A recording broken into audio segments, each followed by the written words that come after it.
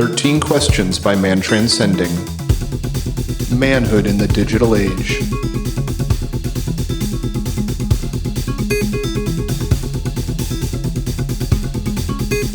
Welcome back to another episode of 13 Questions. This time we are joined by Mark Stavish as our guest. And I have with me, as always, Adam Loyal. Adam, what is happening? Not much. Another beautiful day down in Florida. So, yeah, I don't know. Hell yeah, Florida weather. Can't beat it. That's right. Basically the only warm place in the country. Yeah, especially right now. So, yeah, this interview with, this is our Thanksgiving episode. So it is cold most other places, at least here in Michigan it is. But yeah, this was a fun, really good chat with Mark. Kind of a good story about how Mark and I crossed paths. We were introduced on Owen Hunt's live stream, Blue Collar Mystics, a few weeks ago. If you haven't checked out Owen's project, be sure to go over on YouTube. I think he's on Rockfin also. And yeah, support that guy. But yeah, so I've been hanging out on Blue Collar Mystics a little bit, and we were talking about egregores because I had recently read Mark Stavish's book called Egregores, right? And I suggested that we have that as a topic on Owen's live stream. And Owen just reached out to Mark and was like, hey, do you want to come on and have a conversation? And Mark said, sure. So I got to meet Mark before getting to interview him. So that was really neat. And I asked him to come on the show. He said yes, obviously. So this was a really cool episode. Oh, and to top it all off, the book was actually a wedding gift from my brother. So put a nice little bow on that story. All comes together full circle. Yeah, it's fun. Speaking of fun, we do a little thing on the show called a gratitude segment. And the point of this segment is to kind of help facilitate the heart-brain connection and get us moving in the spirit of gratitude, especially before going into the meat of the show, just to get us in the right mindset. And we use thankfulness to it's Thanksgiving, so this is more than appropriate to help with that. So Adam and I just share something that we're both thankful for at the beginning of each episode, kind of help that out. And we have a jingle also that goes with that. And the jingle goes something like this. Gratitude, gratitude, gratitude, oh, gratitude. Gratitude, gratitude, gratitude, oh, gratitude.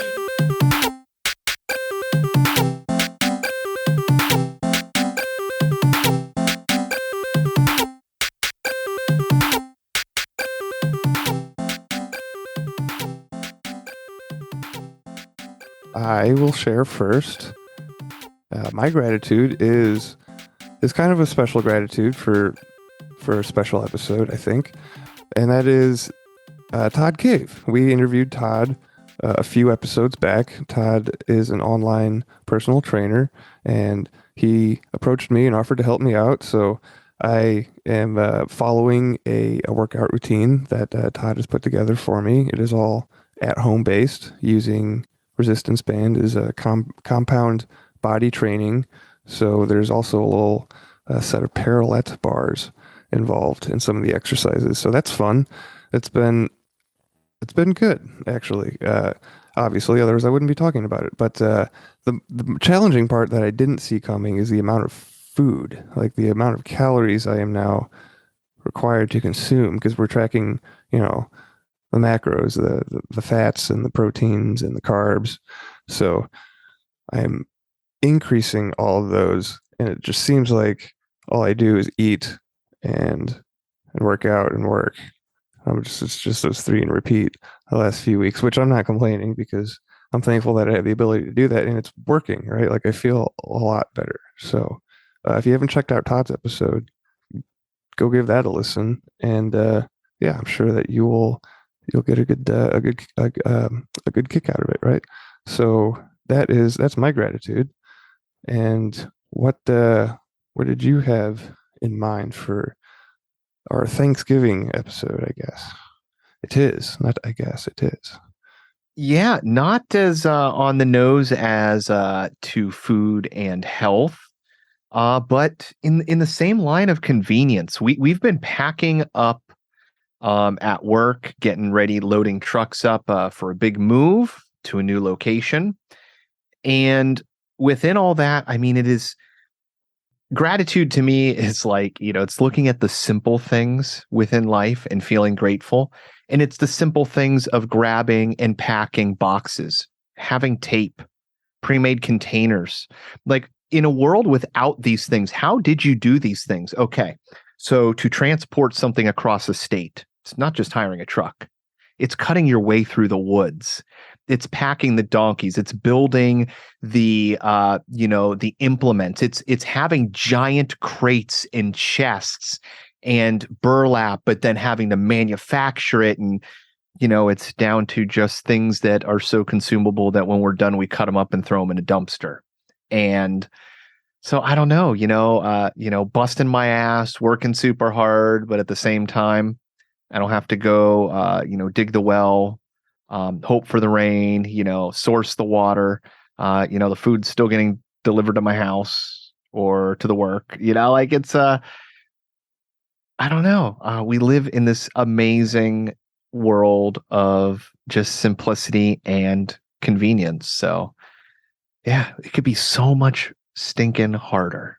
Could be, and it was like not too long ago, like comparatively in respects to like moving around, especially like I don't know if you're a pioneer, like if you had to cross a river, like you've never, like maybe you just got to this country, like you came off the boat, right? You might die. You might lose half your family. You might lose everything you own. Yeah, or you could get sick. It's like, yeah, it's just. And think about this too, as bad as the gas prices could be, as bad as they are in Europe being, God knows how many multiples higher than us, still pretty cheap considering the amount of money you put in for what you would have to get out of the horsepower, right? What we still base the power of engine on, like what does it take to care, feed, and move an animal and do it at that cost? Couldn't do it at that cost with gasoline. People don't have the resources. So it's still a damn good thing. Like we can still complain about it, but we're still better off than when we had a horse. Right. So yeah, modern convenience, man. I don't know. It's nice. I don't have to drink muddy water. I can just ask for it at McDonald's with ice cubes. Muddy ice cubes. Muddy ice. You're not charging me for the straw. That thing was like pumped out of the earth, fabricated, molded out, extruded. I get to sip through it. This plastic straw. Okay. Free. Just free. Plastic straws. Free. So cheap, you can just go and grab a handful of them. You'll never get arrested. Have you ever tried back to medieval times, man? You would be a magician. Oh my gosh. With your magic straws, your magic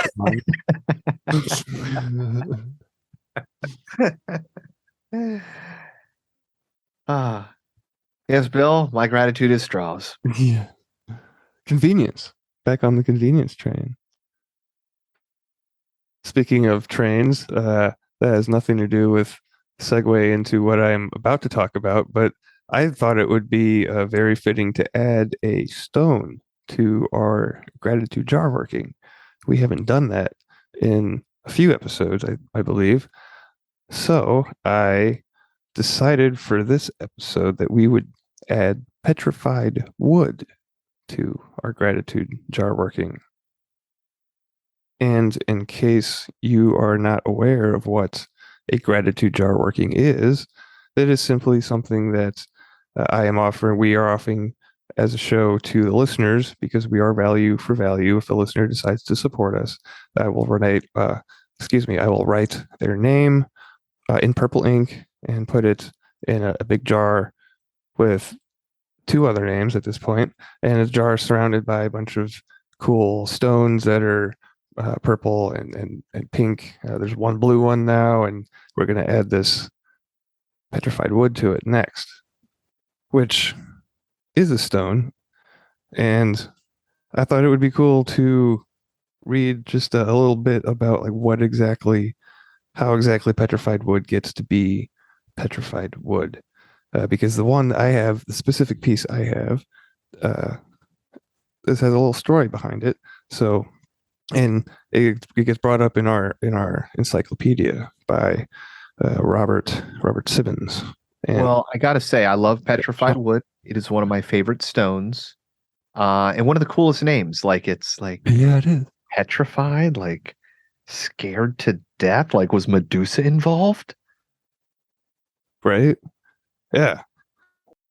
Robert writes just as a brief introduction, and then we'll get into the metaphysical nature of petrified wood. And all the other stones in the gratitude jar working have super cool metaphysical properties, which are covered in past episodes. So go back and search those out and listen for them. I think they begin around episode 98.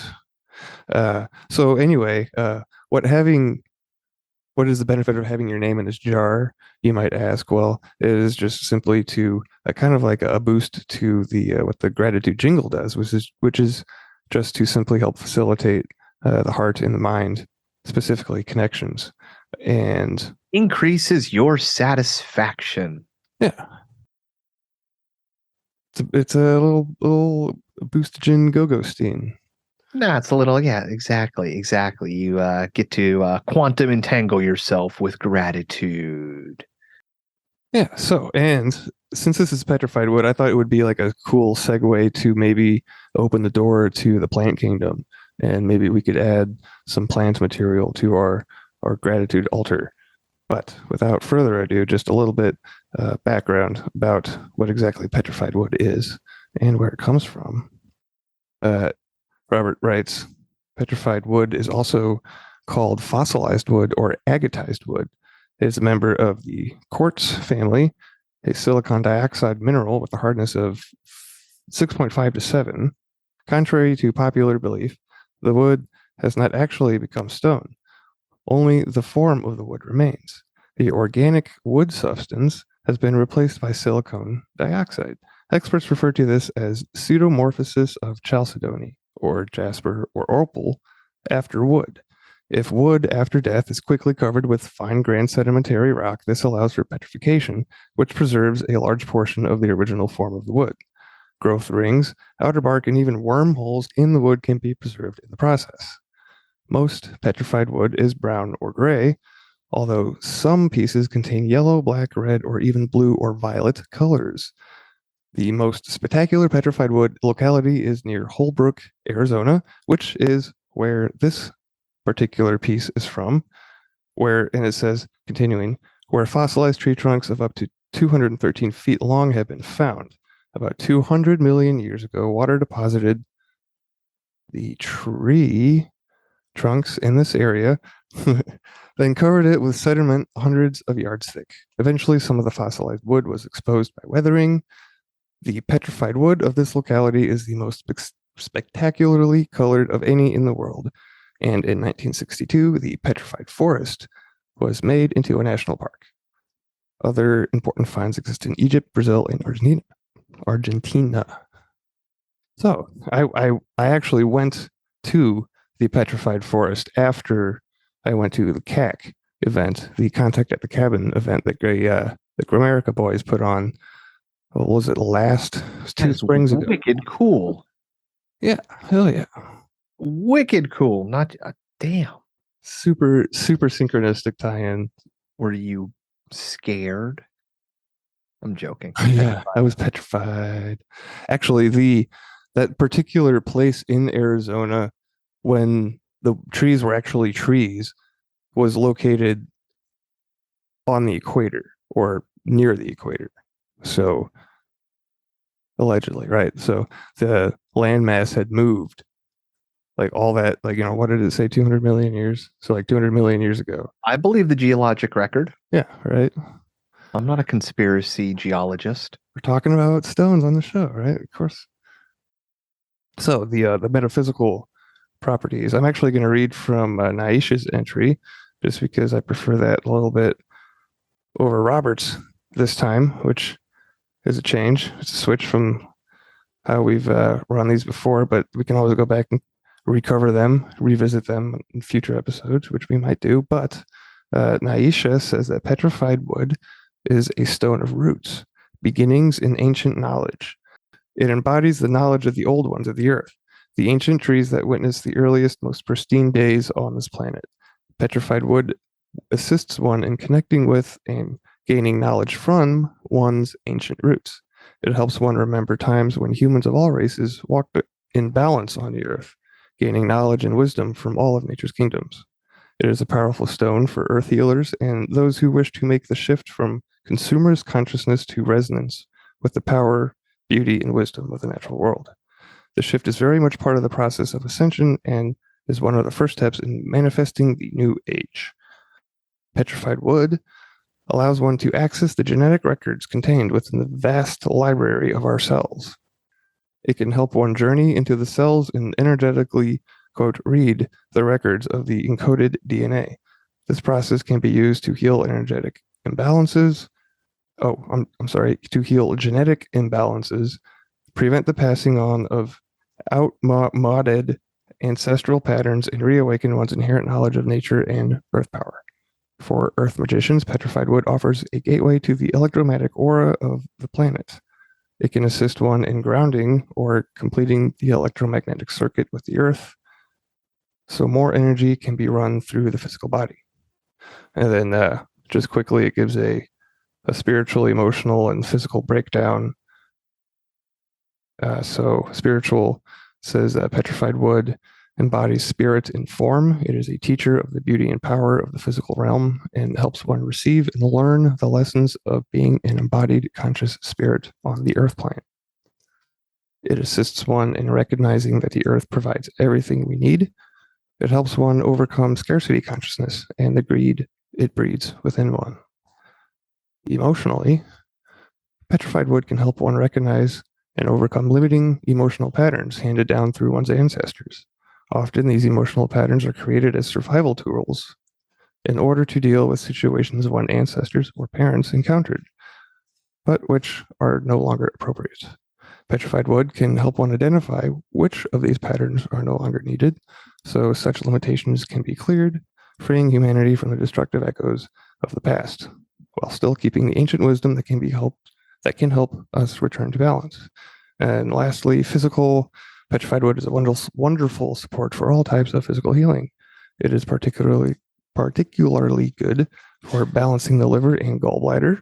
It can assist in cleansing the liver and the blood, and in facilitating proper blood cell manufacture in the bone marrow. And there's an affirmation. I grow and evolve slowly, steadily, with strength and patience, drawing from the lessons of my soul's history. Love it. It's one of my favorite stones. Super cool to see that natural, building geometry, lattice, interfacing with a biological, breaking down instead of going into decay, becoming permanently immortalized in another structure. It's just really stinking cool to hold something and see it that way. It's huge fan of the petrified. Glad we added that one to the list. Yeah, man. So for that, I am grateful. Absolutely. It's perfect for Thanksgiving. It is such a powerful stone. Like when I first read about it, I was like, I have to get some of this. And of course, I picked some up in the best place to pick some up at during the best time, right? During a contact at the cabin road trip. Exactly. Makes it extra magical. So I think that's all I have. I do have one quick thing to mention before we get to the meat of the episode, and that is that we no longer have an affiliate with Mark Sloan's red light therapy. He has moved on to bigger and better things. So if you remember that we interviewed Mark on, I believe it was episode 78, if I'm remembering that correctly. And we talked about red light therapy, and he was running a shop which provided said red lights, and he is no longer offering those anymore. So if you were looking to use our affiliate code, it will no longer work There are other ones on the market available though, so do not fear. All is not lost. And that is the last thing I had to cover in this intro. So happy Thanksgiving to you and to everybody out there. This is an introspective episode. Another in the list of Masonic influenced guests, and a lot of wisdom here. So I hope you guys do enjoy, especially here on this Thanksgiving. And if you guys have any suggestions for the show, send them on over. 13questionspodcast@gmail.com. And we'll see if we can't get them on the show. Absolutely. I'm glad that you mentioned the Masonic tie-in. It's a topic that is near and dear to my heart, and it was brought up again during the interview. So talk about ancient wisdom, right? Like there's a whole bunch of stuff to be learned in that school of knowledge. So like more props to the petrified wood, but and tapping into our ancestors and our parents, which are these are things to be thankful for also. So just a few things to keep in mind this holiday weekend season time. So without further ado, this is 13 Questions with Mark Stavish.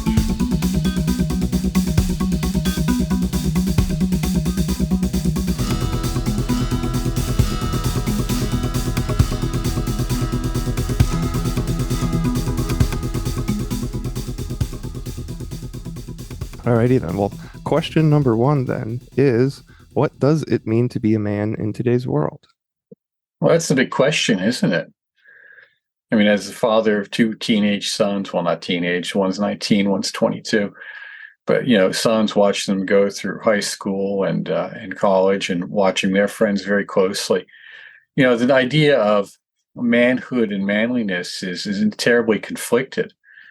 We have some very interesting ideas that are pretty typical of masculinity that are projected through the media. And then we have, and of course, several different views in the media. Then we have the idea of what constitutes being a man in the social arena of life. And then we have the idea of being a man in the employment and school arena under the watchful eyes of Department of Human Resources. So with this notion of what it means to be a man, not only does it change from how old you are to some degree, but also what environment you're in. At the same time, this mass confusion about what it means to be a man, we have seen a tremendous revival. And I can't put a date on it, but I'm just going to throw a dart at the board and say maybe the last 7 years, 8 years, no more than 10, I don't think, and probably no less than 5, of aspects of Freemasonry. And of course, some of your listeners may know I am a Freemason. I've written a book on it that's in several languages, because Masonry is a men's organization, primarily. And within it, certain degrees of performance and behavior are often generally, although not always, but generally expected. And we can say it helps men, young men, learn how to be men by being around other men. So we'll say this involves responsibility. This involves politeness. This involves punctuality. It involves learning how to be a gentleman. I think we see within the culture today a profound degrading of humanity in general, and men in particular, through the relative ease in frequency in their use of vulgarity. It's commonplace, and we see it in the media. I was watching a show. It was very funny, but really, saying fuck 5 or 6 times didn't add to the comedic value, nor did it add to the plot line. It was unessential. Simply not needed. Now, how did you respond when you heard me say that? Were you a little shocked? This is your listeners. Were you a little, well, it doesn't matter? If you don't care that people are vulgar, particularly in the media, on a regular basis, you have to really be concerned, because sloppy language means sloppy thinking. Sloppy thinking is going to result in sloppy acting. So if we want to define what it means to be a man, there has to be a degree of personal refinement there, personal culturation. So what we're really looking at is, what does it mean to be a gentleman? And we see that in the men's movement that is taking place, and has been really, as I said, for about 5 to 10 years in different ways, of which certain aspects, although not all, we see in some areas of Freemasonry involved with that. You're expected to dress in a certain way. You're expected to behave in a certain way. You're expected to address your fellow members in a particular way. And this adds a certain amount of formality and respect. So we're saying, what does it mean to be a man? It means to be a gentleman. It means to be polite. It means to be responsible. It means to be self-educating, in a path to self-awareness. And doesn't necessarily have to be super spiritual like some people might think, but that is, you try to improve yourself as best you can when you can. And there has to be degrees of courage involved as well, whereas you're going to stand for something. And it doesn't mean you do it in a harsh way or a hard way, but you'll stand up for truth. Yeah, We see a lot of men today are simply cowards. And that cowardice is toxic. Now, that's what's truly toxic, by the way. When we talk about toxic masculinity, the true toxic masculinity is cowardice. Because when that goes really bad, that's when you see people do really bad things. So what we're seeing from young men today, in the inability to express themselves in a healthy way, is a certain toxicity with the media they consume and the way they fail to mature, both physically and sexually and emotionally and intellectually. I would say that we see a tremendous stunting of young men today. I remember several years ago, several fathers and I were asking me about my sons, and they said, well, where were they with their license and that kind of thing? And we were talking, and it turns out that we're into the second generation now of young men who just don't have a license, an automobile license to drive. Now, you see, that's your ticket to freedom. Whether you use it or not, that's your ticket to freedom. But they're stuck on couches. They're stuck on couches with virtual realities of the video games or porn, all of which are destructive to their psychic structures. So if we want to say, what does it mean to be a man? It's going to be a question. What does it mean to be a man in that environment? Or what is it to be a real functional man, which means how do you separate yourself out from that environment and get involved with activities that are productive and healthy for you? So we're having several questions several situations that we need to address. So what we're looking for, an archetypal vision that transcends the relatively changing norms of society. And that's where we go back to, what does it mean to be a gentleman? Because that transcends norms of society. I mean, at least for the last, we'll say 1,000 years or so in Western civilization, but even elsewhere. That's awesome. I love that you brought up masonry. As a Mason, I'm new to that. I only got my master degree in, I believe, 2018. I had my 30. Yeah. I have to double check that, but it absolutely does. There is a code of conduct, and I was thinking about this the other day because I haven't actually been to lodge in a while. But you have to wear only the master can wear a hat in the lodge, and my hair is I haven't cut my hair in like over a year, so I can't it's a mess. I need to either cut it or find another way besides a bandana because the head covering thing. But beside the point, I love that you brought that up. It's something that provides a community, and we were talking about context earlier and developing within a context, and to have a community of like-minded men that will support you is absolutely essential, because lone wolfing it, like, is as much as badass as that sounds, it isn't really that efficacious. We need those around us. We need our brothers to support us. So I love that you brought that up. Yeah. And yeah, I didn't know that there was a resurgence in the last 10 years or so, but I'm new to it, so I guess I'm kind of an example of that. Well, if people could lone wolf it, they would. What often they don't know is they don't know what to do. They just don't. And if you go on Amazon or go to Barnes and Nobles or go to a bookstore and you go to the self-help section, one of the most interesting series of books that you'll find, or subject matters of books, I should say, is books on how to be a dad, how to be a father, things dads do, things men do.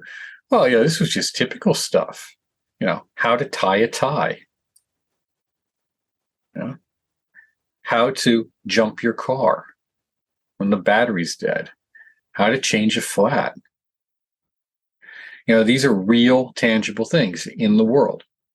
How to address someone properly, particularly a stranger, how to dress for an interview. If you don't show enough respect for yourself to dress properly for an interview, or to address someone properly as sir, miss, Mrs., madam, whatever, doctor, or if you're in front of a judge, your honor, what is this saying about you? And often it means you don't know.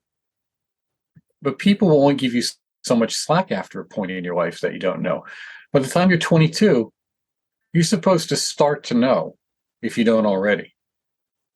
By the time you're 30, these are things you should know. And should is a moral imperative. And yes, should.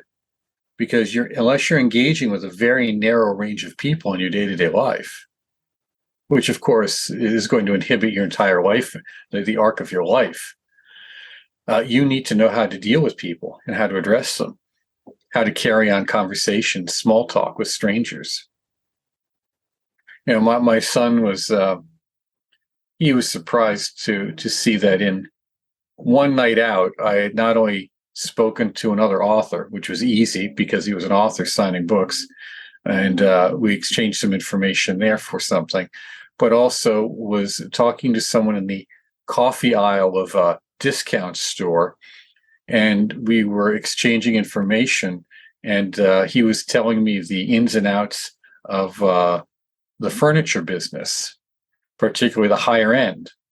He's saying now when you go to auction and stuff, because we're talking about auction and estate sales, he goes, these are the things to look for. And he said, gives me his contact number and says, now send me pictures. If you're not certain, I'll help you out here. Now, as a man, you need to learn how to do that, which means you need to learn how to listen. People will tell you everything. Everything. If you just ask the right question and then shut up and listen. And that's a really important piece for your listeners to get, because you can make a tremendous amount of connections and contacts and helpful and useful things from that. Just learning how to carry on small talk, be pleasant, and then listen. Yeah, that reminds me a little bit of also kind of the Book of Five Rings. In there, the idea that if you see see something in one thing you will see it in all. So if you want to be a master, a swordsman and fighter as he was, you also need to know how to paint beautifully, how to garden, how to do all these other things, because it translates. There's, a skill in one thing will bleed into improving other aspects and growing your life. Well, the notion of 5 rings and the romanticizing of Bushido, which is particularly a 19th century Japanese phenomenon, that romanticizing of it,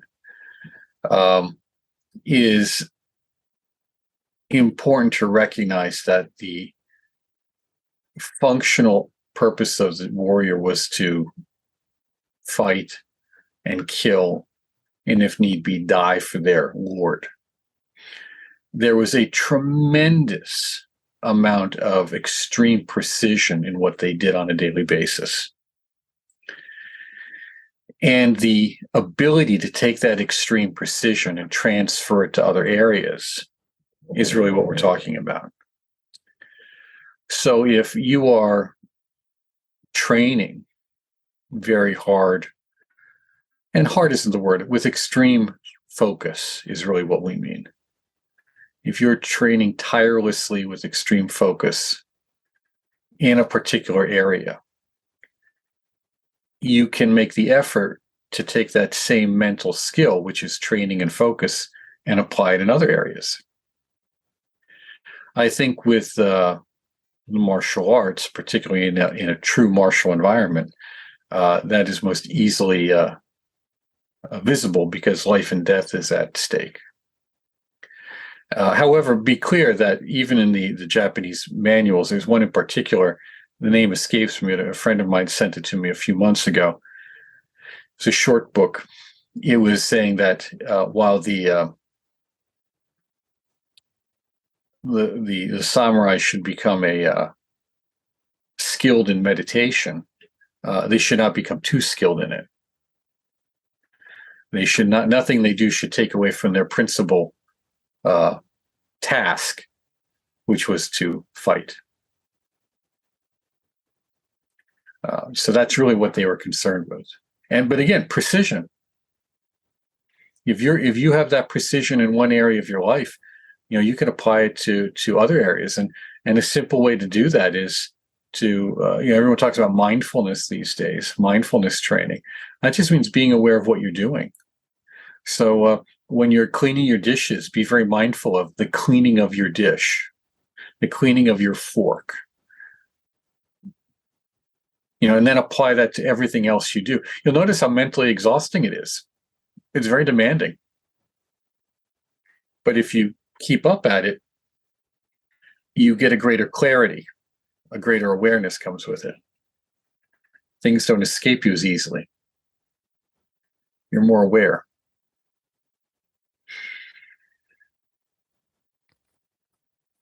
What was the best advice ever given to you? Would you modify it at all today? Well, I don't have any best advice, no singular piece. I think there were probably 2 pieces of advice that I remember well. And one was from a fellow that I met at a conference.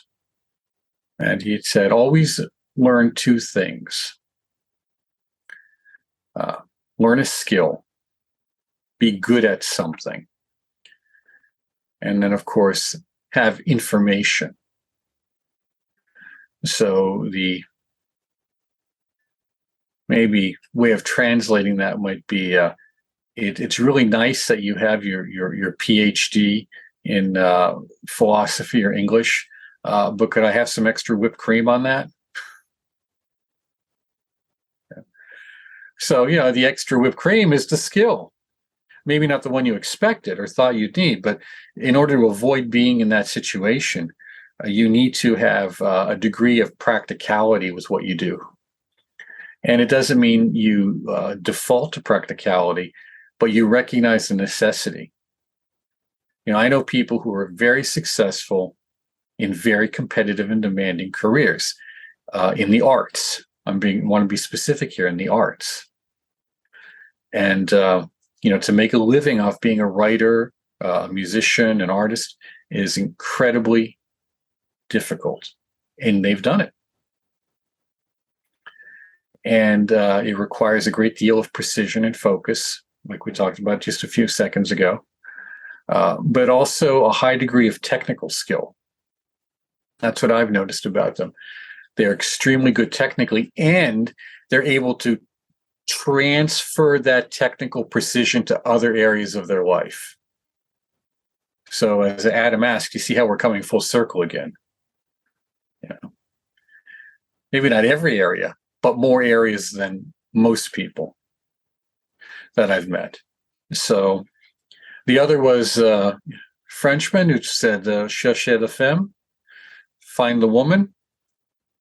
And I think this is a very important thing, that you have to have a very good woman in your life, because they will make or break you. And men hear this all the time, but it's true. The woman that you're with will make or break you. So you have to make sure that that person, that partner, is really wonderfully helpful and beneficial and supportive of what you're doing. And of course, you need to be, going back to what we said earlier, the same with her. On the other hand, that phrase has another meaning. It has to do with not only finding the secret woman, and the secret woman is, your inspiration. It's what drives you on. It's your inner ideal, your inner vision. And with that, in an esoteric context, it's the energy to pull it off. The energy, the creative passion and energy, and to bring it to fulfillment. And of course, we see it historically and within archetypes and fairy tales and mythologies. It's the woman that brings that to the man. And in some instances in the fairy tales, we see it's the man that brings that to the woman in a different way. And you can see that now because it's that time of year with the Hallmark Channel. So just watch some Hallmark shows and you'll see that completely illustrated for you in 5 or 6 different ways on their script writing flowchart. But it works. The stories sell because they reach something deep inside of us. And that's really important to remember here. It works because it's true. Yeah, that reminds me of isn't that one of the laws of Hermetics was the law of gender?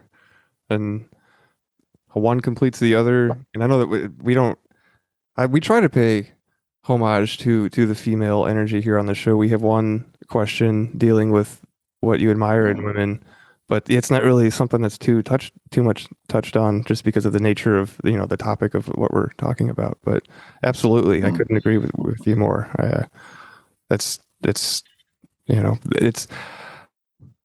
don't want to say other half, because I think that you kind of have to know yourself first, and then the other one presents, like, that's when you find your that's how it worked out for me anyway. Right? So it's not, I don't want to say that's two halves completing a whole. It's like two wholes coming together, making a bigger whole, I guess.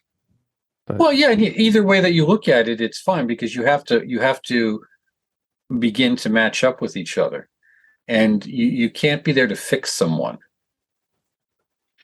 That's probably one of the greatest disasters I've seen with young men in particular, but in even men that I've known, across my lifetime. This idea that they're going to be the savior, the white knight that rides in and saves this woman from herself. And we've seen the same. I mean, the reverse is, women who always hook up with some, disaster bad boy, and they're going to, they love him, they're going to fix him. No, you're not. It's not going to happen. You're going to be visiting him in jail. You're going to be his third baby mama if you're not careful. And that's just the reality of it. And you have to face reality. So if you're looking to complete yourself in another person, you're doomed to begin with. if you're looking to find greater expression in that relationship, that's one thing. But completion, oh, it's over. It's done. Not going to happen. The whole notion of soulmates, which is something that women often buy into because all the books are aimed at them, because they do something like 80% of the book purchasing, particularly in the self-help fields, where that trope is comes and goes with some frequency. It's just a disaster notion. That someone out there is going to no one's going to complete you. You have to complete yourself. And it doesn't mean you're going to be able to do it or as much as you like or as well as you like, but as long as you're comfortable with who you are and in the path you're on, and this applies to men and women, then you're going to bring that comfort and that security and that courage and that awareness to your relationships. And you're going to have to be very careful. That's why, don't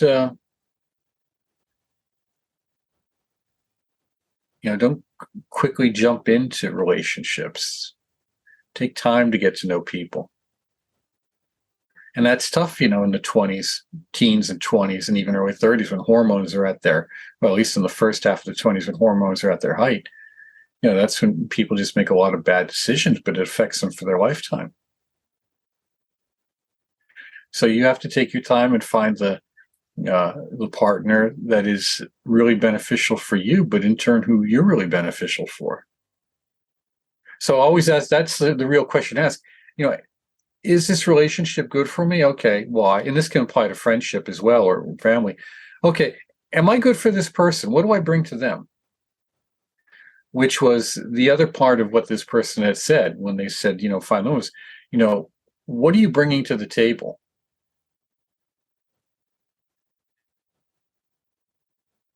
What do you bring to the table of the relationship?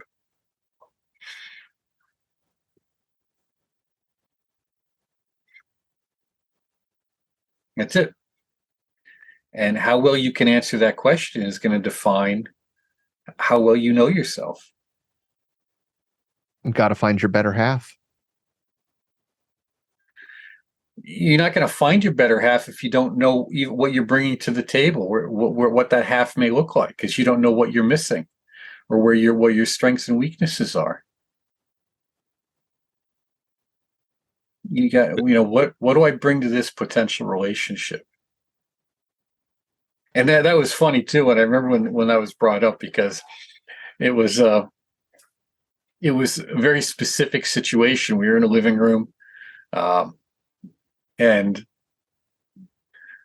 there was this stunning Alsatian girl there. I mean, just off the charts beautiful. And her boyfriend was there, and it's like, oh, you didn't know if you want to marry her. Yeah, I don't know. Do I want to marry her? I don't know.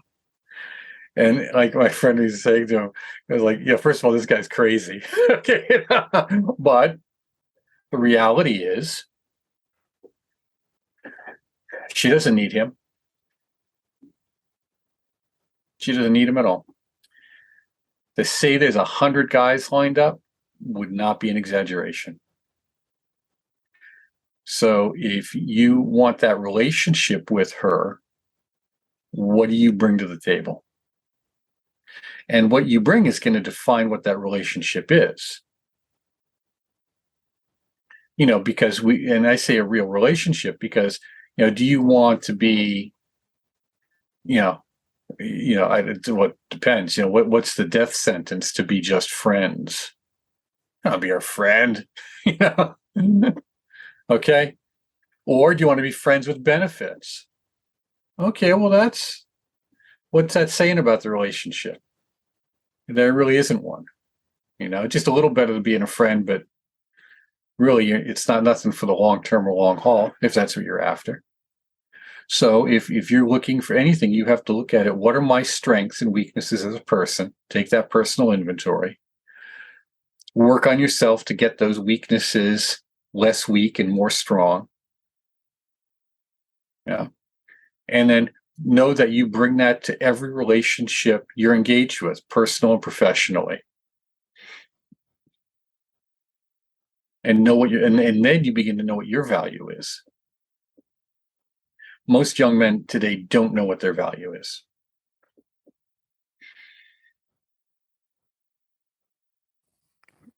Yeah, it is kind of seems to be the case. But to bring it back over to masonry, and to that point, like that masonry helped me like identify who I am, especially specifically, just the master mason degree, and then I went through the Scottish Rite and the 32nd degree. To me, in my mind, the messages were the same, but yeah, that really put a cemented a concrete building block, I guess. Good choice of words there, Bill. Pun intended. Totally. Yeah. Yeah, yeah. So Well, and in that environment, it doesn't have to be masonry. It can be Kiwanis. It can be moose. moose. Although moose is different, at least around here, they tend to be a little more bigger family-oriented activities. Nice ones too, really nice ones. But moose can be good. But Kiwanis, you're doing activities in the community with people. Rotary, you're doing activities with business people, so it's good for networking and skill development, learning skills. Thinking professional skills and meeting other people and finding out what their expectations of themselves are and what their expectations of you are going to be. Those are wonderful. And I don't know about Knights of Columbus. I know really nothing about it, but these different social organizations, social fraternal organizations, are really important for young men and women to participate in, because it helps them learn how to be an adult. I hate a lot of these catchphrases like adulting. It's just that's an infantile phrase. It's being an adult. You're not adulting. You're maturing yourself in a cultural framework. Okay, you're doing this, and that's the other thing. Watch your language. Get rid of a lot of these catchphrases that are commonplace.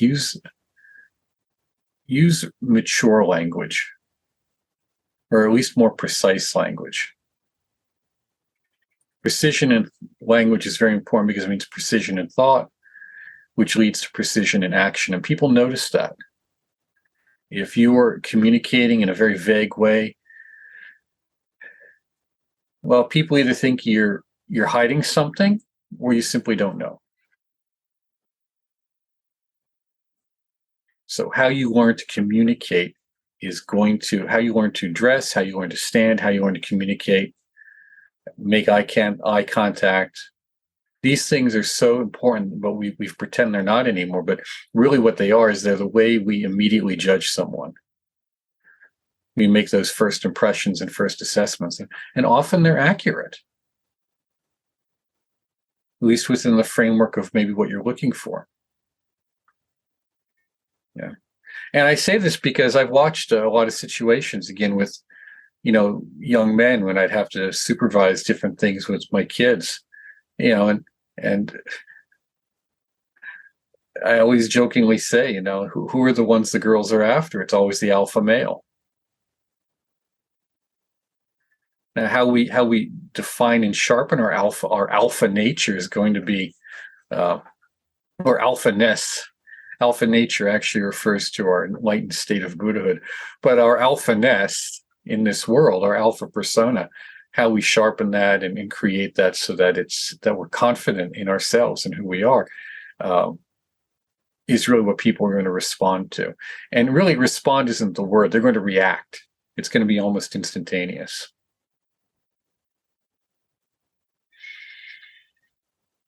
That reminds me, the alphaness thing. I've been watching Gene Roddenberry's Andromeda recently, and there's a species in there called the Nietzscheans, and they are a species of warriors, and the females get to pick the males in this culture, and it's all based off of who's the best alpha, right? Who's the best warrior, and the females can have multiple husbands in this world, and it's all about competition and passing on their genes. It's got a weird, of course there's a weird twist to it, right? But it's speaking, yeah, but just refining yourself, working on yourself, so that the other can then, you can be the best, and then the other can present. Things just fall into place synchronistically, right? If you just focus on the one, focus on yourself first, right? That's at least that's what I found. Yeah, focus on who you are and developing it. And in a way, that's why rejection by women is so traumatizing for men, because it really is a genetic selection. Whether or not you're having sex is not the point. The point is that's the ideal of the relationship. And in the adolescent and 20 or later years, in the 20-something years. So if you're rejected by women, essentially it's a rejection of your genetic makeup. That's the end of your genetic line right there. And you know that. So it's a very personal death sentence. Yeah. It's a driving force for sure. Yeah. Yeah. So you want to make sure that you're genetically sustainable. And of course that has a lot of different things to it. But as we said, if you just look at your strengths and weaknesses, are honest, and develop your own capacity for self-improvement and self-confidence, a lot of things take care of themselves. What book has been most influential in your life, and why? No, there hasn't been one. I've read too many. I've read far too many. And I think what we do is, it's like anything. What is influential at one phase in our life is not necessarily going to be influential at another. It depends on what we need at that time. And I do mean need, because we read for information. We're trying to fill in an information gap. So we're looking for something that we don't have in order to find it, and then try and make sense of it or do something with it. I think if we were to look at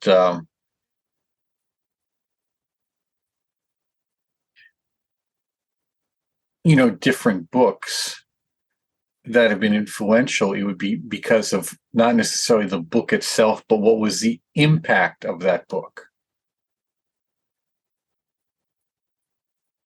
The first autographed book I ever received I was probably 12 years old at the time, and I received it quite by accident. And it was written by a University of history professor at Washington Lee University, who just happened to be working in the Historical Society down the street from his office that I went into one day on vacation. So several of us went back to his office, and there he gave me a copy of his book, Captain Greenlee Davidson, Diaries and Letters. When I went back to school in the fall, my history teacher said this is probably the foremost historian on the Civil War in the country at the time. Very pleasant fellow, very nice fellow. So that kind of engagement with someone of that stature is always very influential and helpful to us. That's why, I go out of my way to help as many people as I can, particularly that are new to writing, or, anyone who's at high school or college or that writes to me. I try to spend a little bit of time with them to help them, encourage them.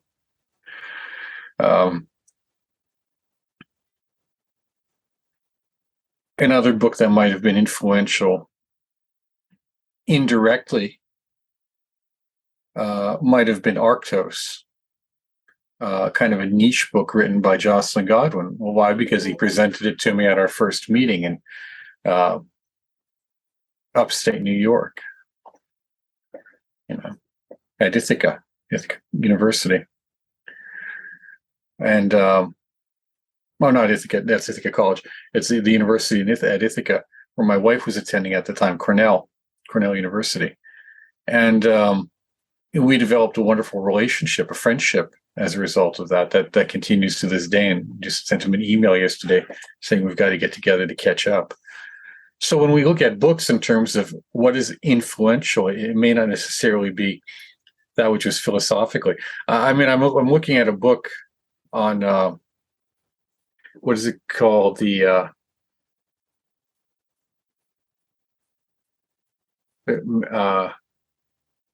Something, Mankind in Quandaries, or the Humans in Quandaries. I can't quite see the title precisely from here.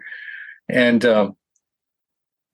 it's a book about how we speak and how we think, and how language defines a lot of our interactions and then the outcomes of our life.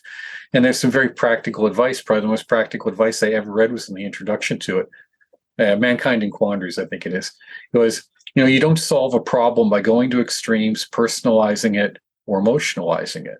Well, just think about that. You don't solve a problem by doing those three things. So people have told me that book saved their life. Now think about it. That book saved their life. I've had people say the same thing about my book on egregores, that this book changed their life for the better. I can't say that about any particular book that I've read, that it had that kind of dramatic effect. But maybe I'm just missing it at the time, But there have been other books that have been very helpful and influential to me in shaping my professional decisions and practice and that type of thing. Yeah, I like how it is. Your answer is unique in that this is the first time we've had a guest say none, but I love it because we do keep we have a list on our website of the answers that each guest has given. But I'm going to add the Mankind and Quandaries to that one on our, because I'm going to read that. But hold on, we can cut this out. So let me just get it for you so I get the title properly. Thank you. Cut it out. I love you, kid. Okay, yeah, it's People in Quandaries. People in Quandaries. Yeah, and it's about general semantics, which is a very complex term for thoughts and words, but it's pretty straightforward in that book. Very simple. Here's the other book. Charles Turner, Captain Greenlee Davidson, CSA Diaries and Letters. Now, what does this book mean to me? Again, that someone went out of their way to help me. But here's one. The Early Kabbalah by Dan. Trying to find the signature page. There it is, by Joseph Dan. And what did I learn from this book is that he was presenting at Brown University, and I simply called. Turns out he was put on the phone to me. I spoke to him, and I picked up a copy of his book at a nearby store and met him at his presentation, and he signed it. So what did I learn from that? I learned that I could get a hold of things. I could get out and reach people that were of interest to me, and that they would respond. That's one of the fun. Now, that's a very important point there, because most people are very afraid, especially young men. They're afraid of rejection. They're terrified of being rejected by women. They're terrified of being rejected by their peers. So they tend to isolate, and video games make that all that much easier. And the ability to reach out to someone who is whatever, they're your superior on some level, and learning how to do that in a manner that may not be perfect, but at least enough where they'll respond to you in a positive manner is really important to learn. So when you ask me what is the book, it's the book has value, but what I'm trying to tell you very clearly is the book was really it was a cause of some kind with an effect very different from what you would expect. The effect was very different. Right. It's specific to your need and the time. Mm-hmm. I like that answer. Yeah. Yeah. What do you willfully ignore? I do my best to willfully ignore stupid people. And stupid has a definition. It is not a throwaway term. It is people who willfully injure themselves and others, and from which no benefit can be gained. There's some other minor points in there too, but that's pretty much the definition. Because their capacity for harm is unlimited, at least until they're dead. So I do my best to notice where they are and then avoid them. So maybe ignore isn't the proper term there, but I keep them out of my sphere of impact as best I can. Yeah, I like it. Avoid, maybe. Yeah. And notice and get out of the way. So what do I ignore? Advertising. That's another one. I like to watch videos on YouTube, but I do not have YouTube Prime. And some of your listeners may know and may have noticed that over the last few years, they've just bombarded you with these commercials. And my great uncle, who was deeply involved with most of the major esoteric and occult movements in the 20th century, up until his death at 96 years of age, in 1996. I was also a hypnotist. And when I would visit him, which was daily, he would routinely mute the television whenever commercials came on. Yes. I do that on Amazon. Yeah. He goes, just now, he was a hypnotist. So you would say, now, okay, listen, what's the message here? Pay attention. You say, remember, we're hypnotized into life and we're hypnotized out of it. And he used to that was great, mute. So I find myself, my fingers on the mute button when I'm watching YouTube anymore. As soon as the ads come up, yeah. And I think that's really important that you need to do that. You need to really be very careful about the media of all types that you let into your mind. And that includes the music you listen to. You know, the songs that are going through your head, they're the mantra, the soundtrack of your life. And, you know, I joke on one or, you know, several presentations and podcasts, because most people have heard the song, it's still around. Is, you know, what is the ultimate loser song? You know, it's Jesse's Girl. You know, Rick Springfield in the 80s. You know, that's the ultimate loser song, right? Now, why? Because he's asking himself, you know, what do I have to do to get a girl like that? But he's asking himself all the wrong questions. You know, and that's what people tend to do. When they want to change their life, they often ask themselves the wrong questions.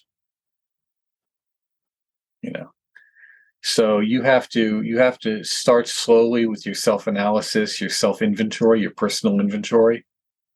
Just like you would in AA or NA, you got to do a personal inventory. Just like you're doing good psychotherapy or good sports or good anything. What am I good at? What am I not so good at? What do I need to work on? You know, we have to do that with our personality and our characteristics too, when we're trying to change ourselves and change our life. And that involves learning how to ask the right questions.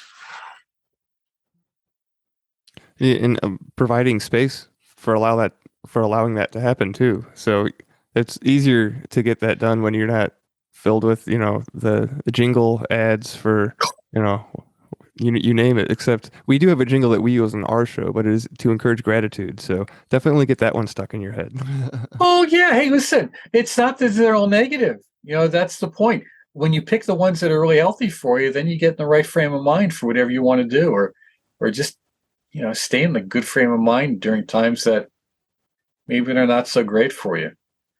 You know, you learn to control your own mental space.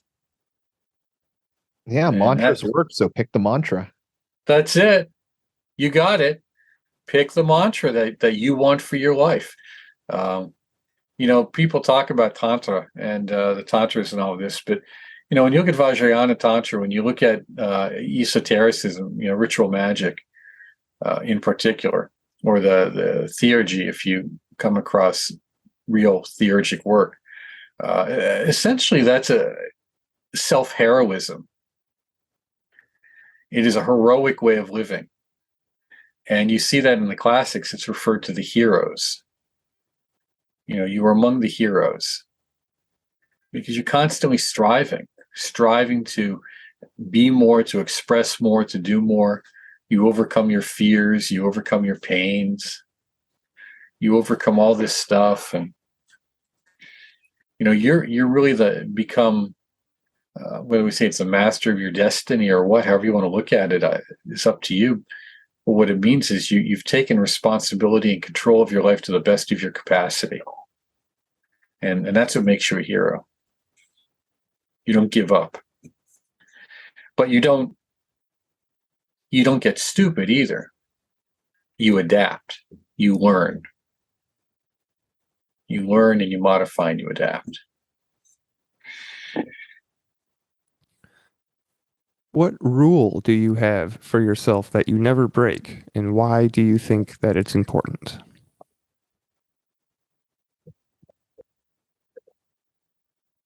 Well, rules are guidelines, and they depend on the situation. So I can't say that I have a rule that I never break, because the situation may not have arisen where I may need to break it. However, I like to have guidelines for myself that keep myself in a good state of mind. And again, having a daily practice, meditative practice of some kind, for whatever your listeners have. Doing my best to be helpful to some degree to others across the day. And it can be simple. It can be just holding the door for them. You go to the grocery store, something like that, or helping them with their cart, getting carts. I believe that where a person leaves their shopping cart in a parking lot is the true mark of the quality of their character. That tells us everything. I am 1,000% on top of that. Yeah. Cart always goes. Must go to the corral, right? Things like doing my best not to lose my temper, particularly under situations like when people do some really outrageous stuff driving. And the reason being is we as individuals must maintain our own personal dignity at all times. That's what we have, is our dignity, our self-respect. That is how well we respect ourselves. We have that. That's what we have.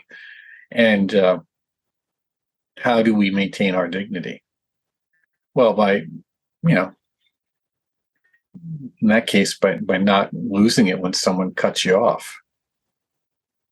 Man, I got a friend who just flips. Dude, relax. It's not worth it. But you see, it's all personal now. It's taken as a personal affront. I like to finish what I begin. So when I look at a project, I look at what piece of it I can finish, if I can't finish all of it. And that's personal. That's from having often been interrupted and stuff and losing my place or feeling frustrated because I'm being interrupted or I have to move things. That goes back a while. And when I said, when I get to a point where I don't have to deal with that, how would I shift and change? Well, okay, I'm going to finish. And the reason being is it's not that moving was a problem or being interrupted was a problem. On reflection, what I noticed, it was the feeling of incompleteness.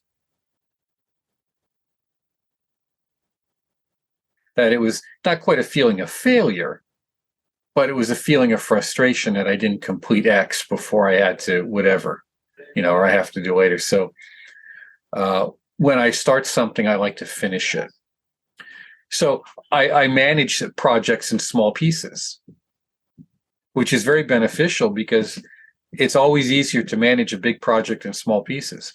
But it also means simple things like whether it's sweeping your floor or doing your dishes. Just do it and be done. Same with your laundry. Just do it and be done. And what that does is it creates an inner discipline of success. And that success in small things compounds. that's probably the most important lesson anyone can take away from this. Do things, do them small, be successful at them, adapt and learn, of course, and expand your potential. And that way you grow in your potential to do more, because you're always stopping at a good point. Don't do your, if you're practicing, don't practice to the point of exhaustion or failure. This is a good point now. I feel good, because your feelings, what you're doing is you're managing your feelings about yourself in relationship to the subject or the person or the environment at hand. And those feelings are what shape your psychic anatomy, but you're also your psychic structures and self-concept. If I were to ask your best friend, what is the one thing they would say you need to work on the most, and why?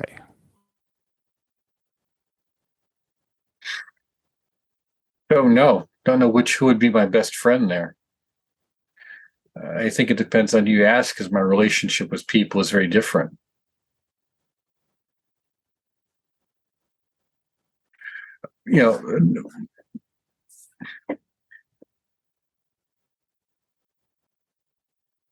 When I look at some of the people who've known me the longest, but then you have to know their relationship too.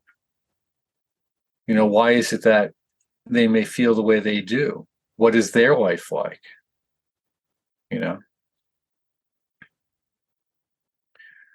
So I can be very uncompromising on certain points. Mostly what I've just said already. Your personal responsibility and what you need to do and this kind of stuff. But having been a professional therapist for years, that's what that grows out of. So I've seen what works and what doesn't, what helps people and what doesn't.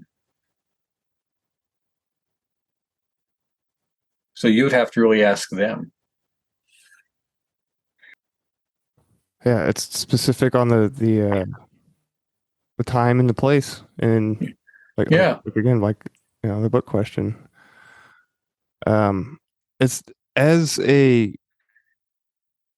are you currently in like the therapy circles? Like, is there an increase in the number of patients versus students interested in getting into subjects like therapy or psychology, or any? Are you familiar with the current? I'm not professionally involved, but I have a lot of friends who are, and a lot of coworkers in esotericism. So I know a lot of people who are still professionally engaged in psychotherapy and social services. And it depends on time and place, but it seems to be that there is an increase. But also a lot of that is concocted. If we look at, again, going back to YouTube, one of the things I noticed is a lot of ads aimed at online therapeutic services. And these ads are aimed primarily at teenage and early 20-something young women. That's their target audience. So, do we see an increase in people seeking psychotherapy? Probably. Are we seeing an increase in effectiveness of therapy? I think that's doubtful. Have we seen a tremendous increase over the years in the use of prescription medication as a therapeutic process rather than talk therapy and getting people to grow up? Yeah. I mean, one of the hardest problems we have, and this goes back to what's the mean to be a man, is dealing with, a lot of young men, that is teenagers, young men and in their 20s, who are just terribly ill-disciplined, lazy, and not well guided. You see, the laziness and the ill-discipline comes from not having good role models. It's not personal to them. It's like they're not choosing this. This is just a default because they don't know what else to do. So, the habit patterns of media make that very easy to do. When you don't know what to do, it's very easy to fall into watching videos or playing games and spending 8 to 12 hours a day on a video somewhere. So if we were to see a improvement or an increase in effective male and female role models, then I would say the need or the call for a lot of what is being passed off now as therapy would disappear. Because again, we're looking at young men and women who are not functioning at a level of emotional maturity that is matching their age. There is a definite decrease in that. It is, yeah, it is a little disheartening. I was having a conversation with one of the local baristas here in town. Actually, she's a teacher at the university. She serves coffee on the weekends because that's the world we live in. But she teaches therapy or psychology, right? And she was saying that she's spending less time in the classroom and having to spend more time in the clinic and office hours talking to people about problems because the children or the youth are having this crisis or something of some sort, and she's eventually going to step away because she's just getting sad about it, right? So yeah, it can be a little disheartening, and I would say that lack of role models, or at least positive examples to follow, right? Role models, right? Yeah, is a big problem. Yeah, but yeah. Well, in a perfect example of this is in his name escapes me, but you know who he is. He's some Scottish guy who does these movie and television reviews, and he's really terribly opinionated and vocal about what's wrong with media. And he's hilarious. I mean, he's really funny because he's spot on. And I remember the first one I saw of his, someone sent it to me. And I have a lot to do with media. I watch more than I would like to, just out of necessity. I thank God for the fast forward capacity. So there's a lot of stuff I can skip. I really mean that. There's a lot of stuff I don't want to, I just don't want to watch it. I don't want to spend that much time on it. It's not really worth it, but you have to be able to comment at times about things. And he was comparing one of the Star Trek movies from the 80s with the current one of the Star Trek movies, modern ones. And he said, the problem with modern script writing is that they destroy our heroes, and they're written by children. And I know a few screenwriters, and I can tell you they're written by children. And if you look at the movie, and this goes back to why young men are so screwed up, they don't know what to do. You look at the way men and women are interacting on these films and television, and then but if you were to act that way in real life, you'd be dragged in front of the principal or human resources.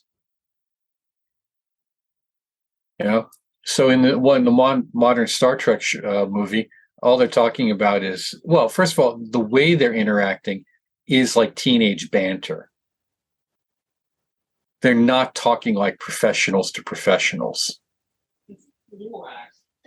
If you go back to the other one, it shows Kirk and Spock disagreeing about something very, very passionately.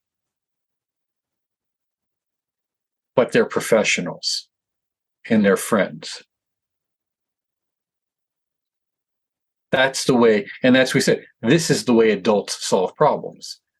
This new one is not the way adults solve problems. So young men and women today are not seeing in this media intensive rich environment how to solve problems.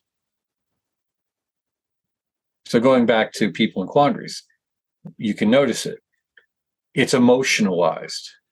It's always to the extreme, and it's personalized. As soon as we've done one of those, we can't solve a problem. And if your emotions are what drive you, and you're a prisoner to them because of what you've been told in school and college, that, we can't choose or control our emotions. I've heard that so many times.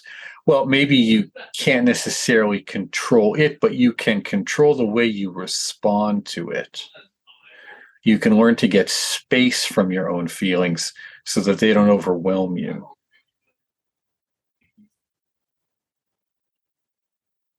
Because when people are overwhelmed by their feelings and they don't like those feelings, they need to find a way to change those feelings. And we call that addiction or suicide. And often it's both.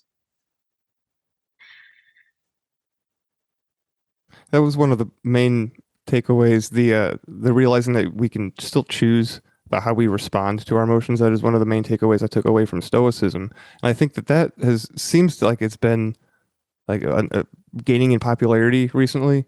I majored in philosophy, speaking of it not having a hard skill to fall back on. But you're a Stoic. You can learn one. That's the beauty of it. Exactly.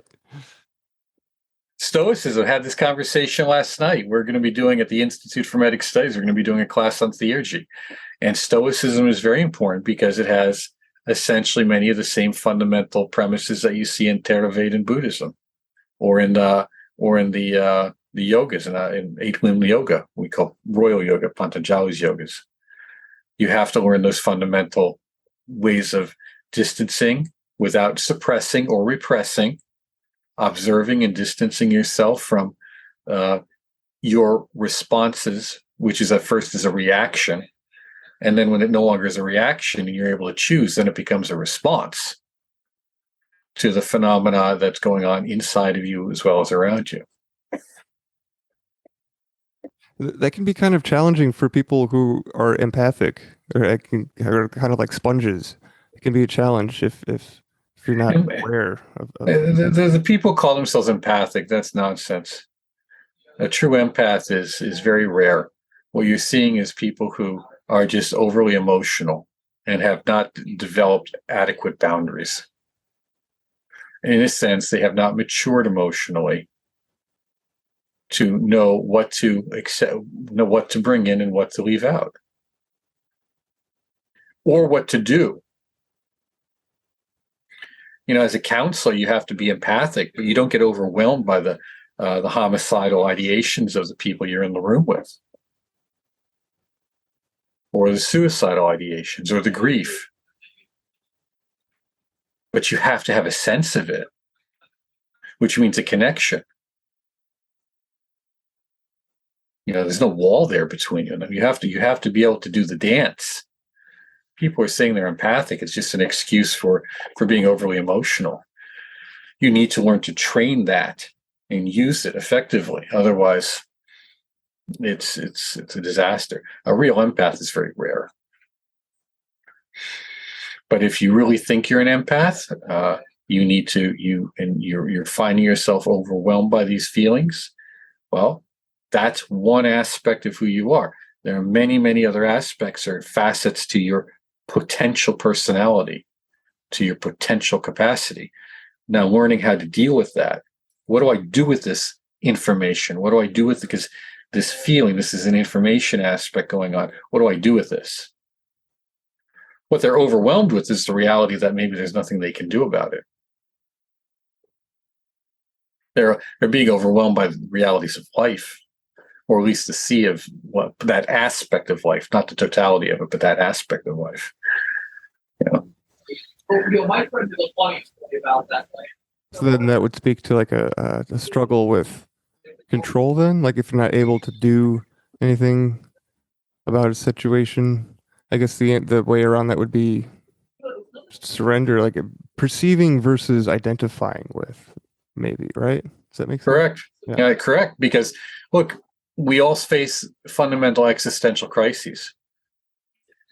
And we have to address those existential crises to effectively live. And, one of them is fear of death. Now, initiation and esoteric societies can give you an opportunity to deal with that. The other is the fear of being alone. You're going to be alone. Maybe not all the time, but fundamentally in life, you will be alone. You have to learn how to deal with yourself. You have to deal with the fear of responsibility. You are responsible for yourself. And in the last 20 years, in the last 10 in particular, 5 or 10 in particular, but last 20 years, we have told people, you are not responsible for yourself. Someone else is, something else is. That's not going to work. It doesn't work that way. And the other one is meaning. Life has no inherent meaning. That doesn't mean it is meaningless. It means that we are responsible for choosing the meaning of our life. We do that. Some people never do it. They don't even think about it. That's all right. Some people put a great deal of emphasis on the personal meaning of their life. They're going to shape the world, sometimes for better, sometimes for worse. But why are you here? That's the fundamental question in Masonry. Now, I don't know what your jurisdiction is like, but back in the day, every jurisdiction, before you became an entered apprentice, the first degree of Masonry, you went into what was known as a chamber of reflection.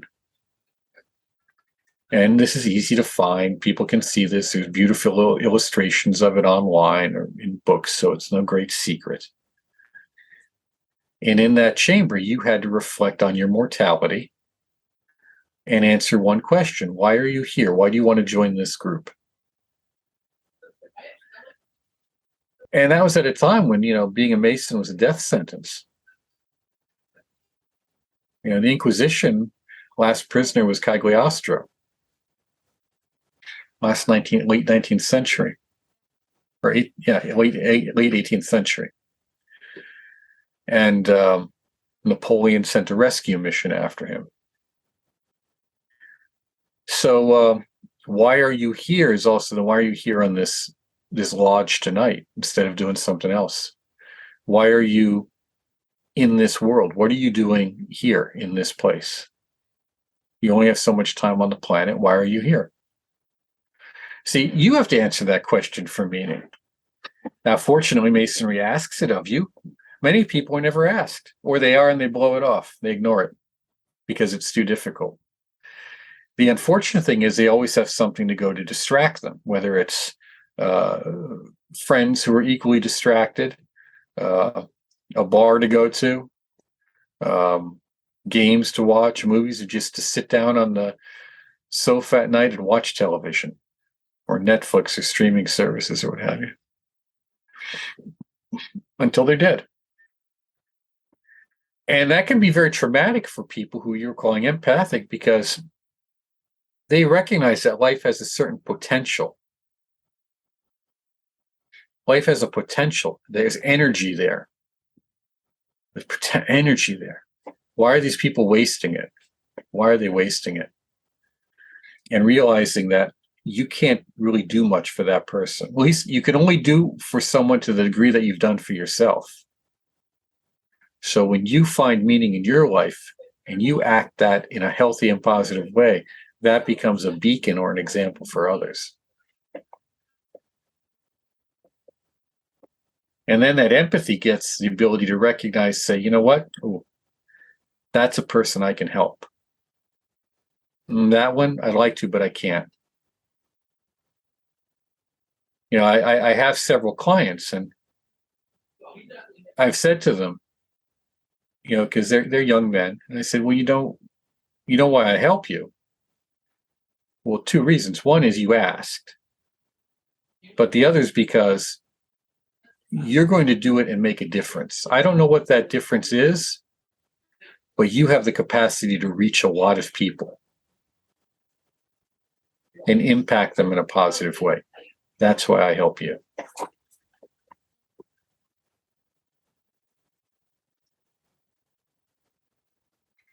Well, we appreciate you having you on this show. That's for sure. But last question from me, and then we're gonna have Adam take over, and that is, what is the most embarrassing or humbling experience of your life? Boy. I don't know. You see, I have trouble getting embarrassed. So, and I think maybe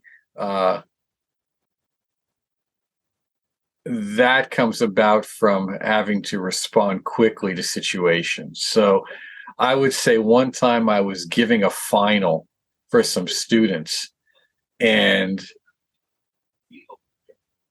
the way I moved at that time tore out like the inseam of my pants or something. That was great. That was great. So like at first it's embarrassing, then I think it's funny. You see, so I said, yeah, go over to the school shop there across the street and get a pair of sweatpants for me.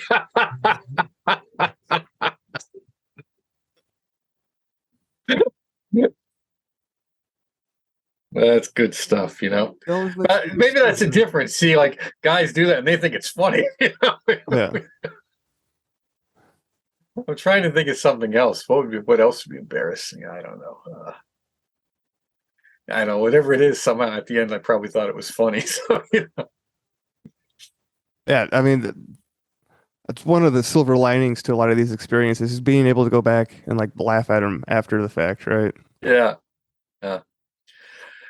I think, if we look at about embarrassment, we see things that take place to us when we're in elementary school or in high school. I think we have to be very careful about that. And maybe that's a good point for folks to contemplate and to reflect on. Because those things which were often embarrassing to us were embarrassing within a very cruel context in which everyone is trying to find their place for better or worse, and not being in the process of emotional and intellectual maturation. We don't have the tools to really deal well with what's happening at the time for the most part. So those things that happen to us in those early stages, which can impact us very negatively and stay with us for a long time, need to be really looked at and addressed within the framework of our limitations and the limitations of the people we were with, rather than those things which may occur to us later on in life when we're more or less mature adults. And we'll say from like 28, 30 and onward, because we have a different set of skill sets. So what was terribly crushing at one point simply isn't at another. It doesn't have the same effect. And again, going back to what does it mean to be a man?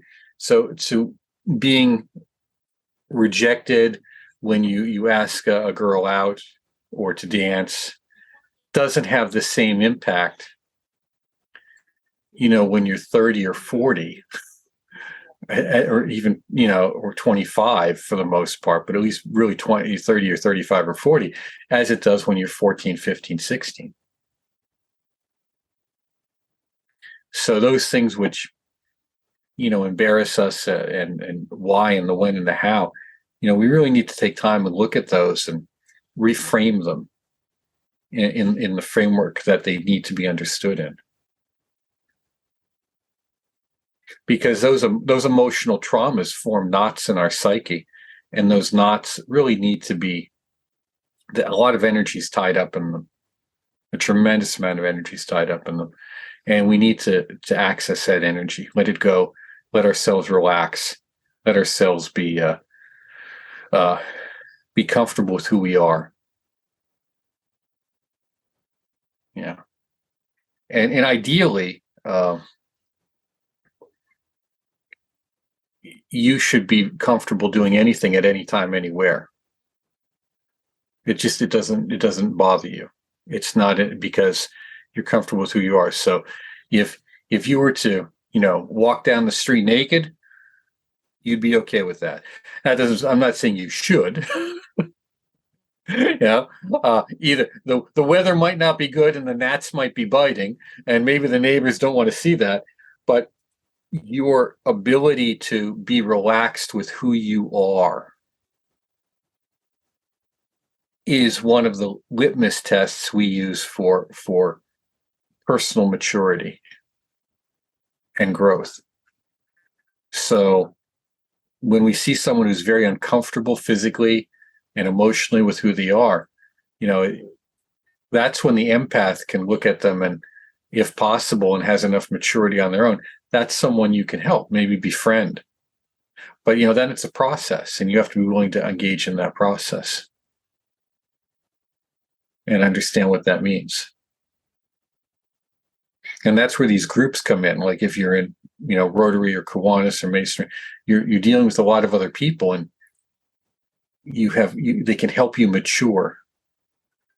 And you might find a role figure there. Someone might take you under their wing, as often happens, to help you move forward. And as you move forward in one area, you'll find that you can move forward in other areas too, like Adam was talking about. So when you learn to work with a group and to give a presentation and be accountable and be reliable, your confidence levels go up. And as your confidence levels go up, that ripples out to the other things that you do. That's what I said earlier. Problems begin to dissolve on their own because you're not thinking about them anymore. I can do that, or I can do that, and I'm going to fail, and that's okay. Because when I fail, I'm going to get a 20 out of 100. So that means I've got 20% of it right. Now I have to focus on what's the other 80. When my sons were in high school, and if they did poorly on a test, I say, well, what was your grade? And they said, well, I got a 65 or 70. I said, well, that's good. That means you got 70% of it right. That was good. What's the 30% that you need to work on? Focus on that. Because you don't have to worry about the other 70. That's great. Maybe you don't even worry about the whole 30. Just find half of that 30, 15 points. 85 is a B plus. That's great. See, that's the other part, not being perfectionistic. Not all or nothing, going to extremes, as we said earlier. And you get that when you're comfortable with who you are. And that has a feedback loop of making you more comfortable with who you are. It speaks to, it is a process, and this ability to not take things personally, as you were saying, we don't have that when we're children. It only develops when we're, late 20s, mid 30s, right? That's kind of when it did for me anyway, but yeah, having that skill set is invaluable. Like if only I would have read, How to Win Friends and Influence People, years ago, I would have been that much better off. And then Don Miguel Ruiz, which is where I got the not taking things personally from, is like another one of those just things that were not presented to me as part of this coming of age in this modern time that we're in. And but if you were to join any of the Masonic bodies I'm involved with, and you went to their library, you would see 2 copies of How to Win Friends and Influence People or The Power of Positive Thinking on the bookshelves, because I put them there. Because those skill sets that you've just mentioned, you can say that's a hokey book written in the 50s, but everything in there fits.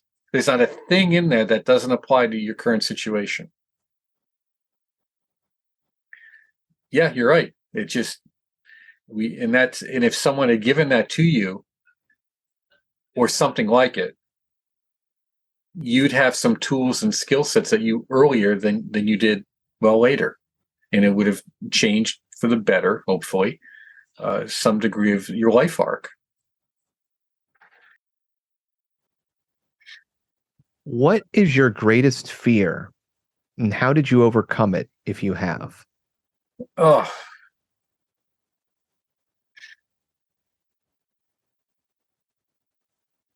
I think the greatest fear is always leaving something unaccomplished.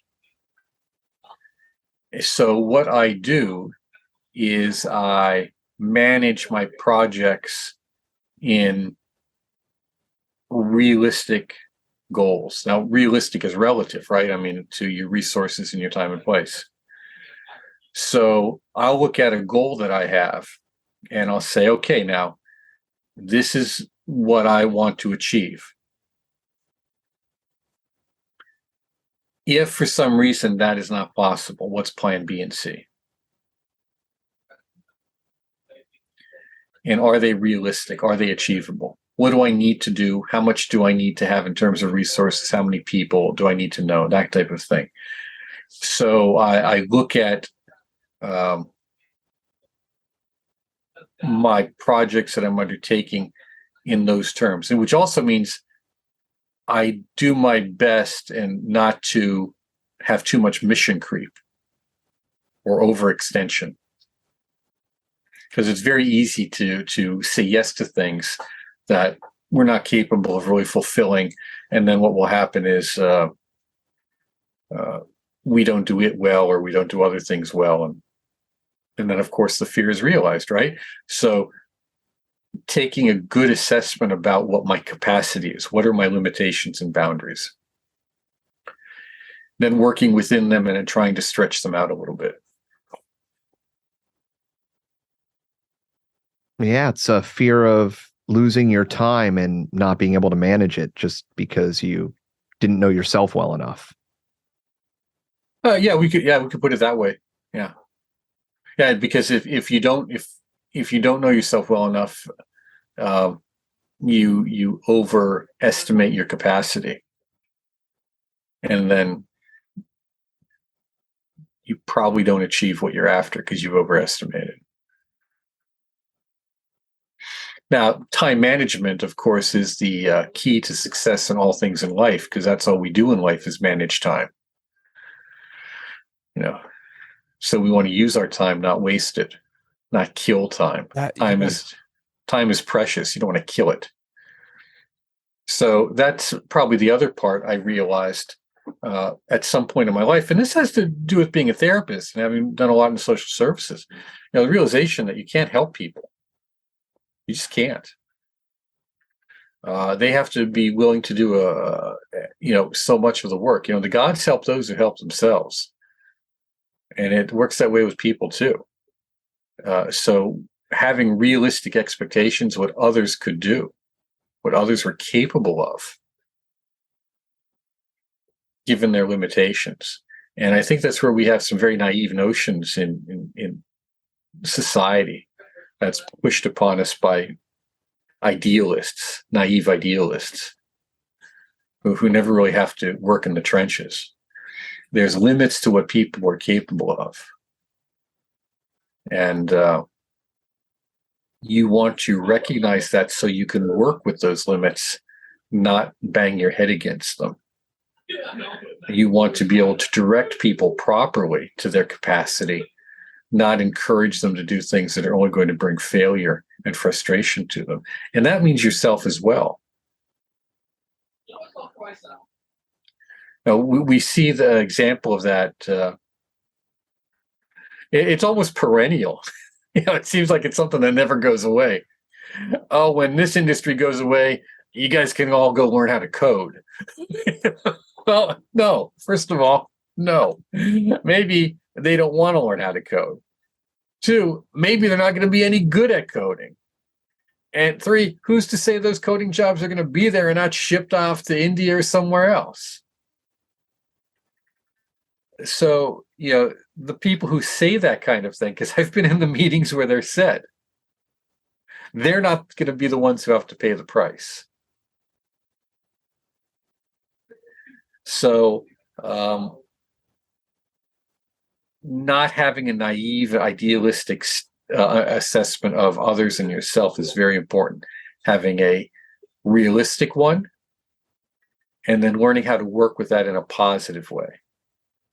What happens is people often have a realistic assessment of people, but it goes bitter. It goes toxic.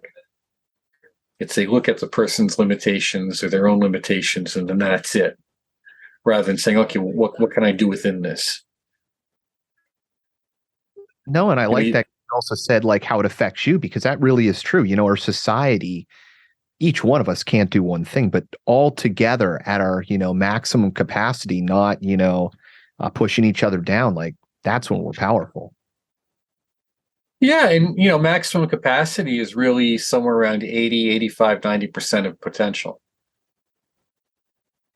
You know, because you can't work at 100% potential all the time. But you figure if you're working, I mean, that was something I remember. I was in a meeting and the consultant said, had used the catchphrase, continuous self-improvement. Got to work smarter, not harder.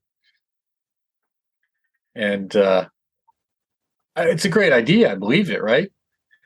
But I said, okay, well, here's the number of hours in a workday. Let's back out 2 15-minute breaks. We're going to back out 30 or 45 minutes for lunch. We're going to back out this amount of time of me walking down the hall to get stuff. And other people too, okay? This leaves this many hours. And of that, you know, we could just keep reducing this to the point of, you know, if you were a lawyer or some other business, how many billable hours do you really have in a week? And out of a 40-hour week, you really only have about 25 billable hours because the rest is doing this kind of maintenance stuff. So you've got to build all that into the cost of doing business, the overhead. Well, that applies to no matter what you do.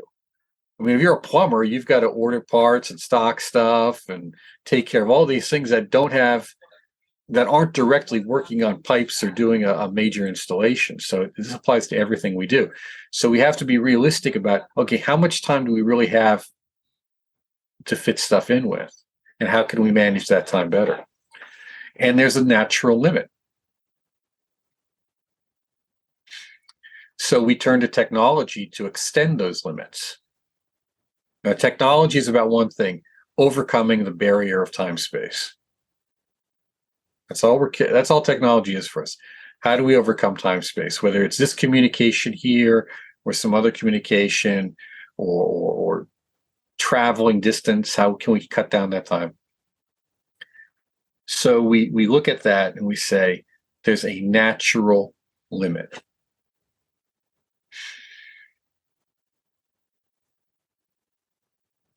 And I believe that many people tend to go to extremes, from my experience. They tend either to ignore natural limits at their peril, or they just recognize them, and instead of dealing with them, they shrug their shoulders and they capitulate. Whereas we have to just recognize what they are. This is the boundary. It's like a room. You have this room.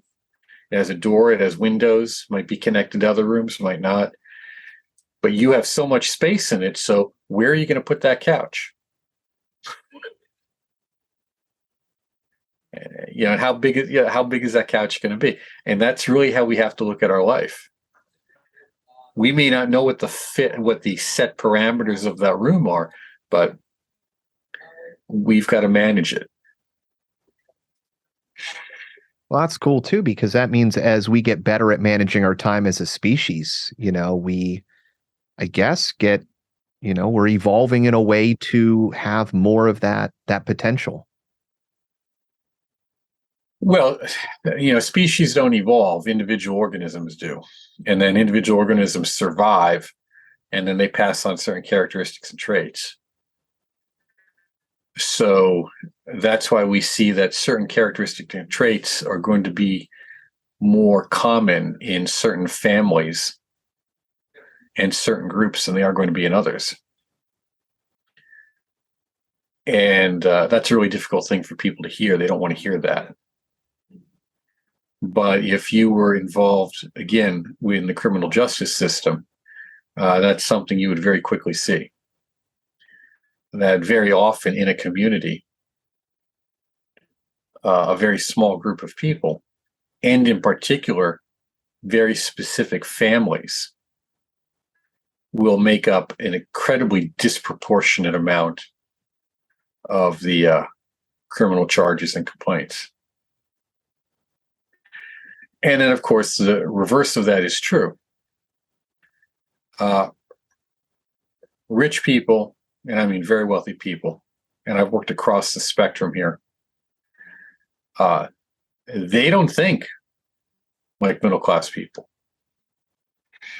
And they don't think like poor people. There's very definite differences in a host of perceptions between these class structures. And we can subdivide it into, working poor, lower middle class, upper middle class, any of that. But just looking at it, there's very definite differences in how they perceive relationships and how they perceive education. Generally speaking, poor people have little or no use for education. They're often I have several clients who I've dealt with over the years who have struggled against that because their families are actively dismissive of them continuing their education.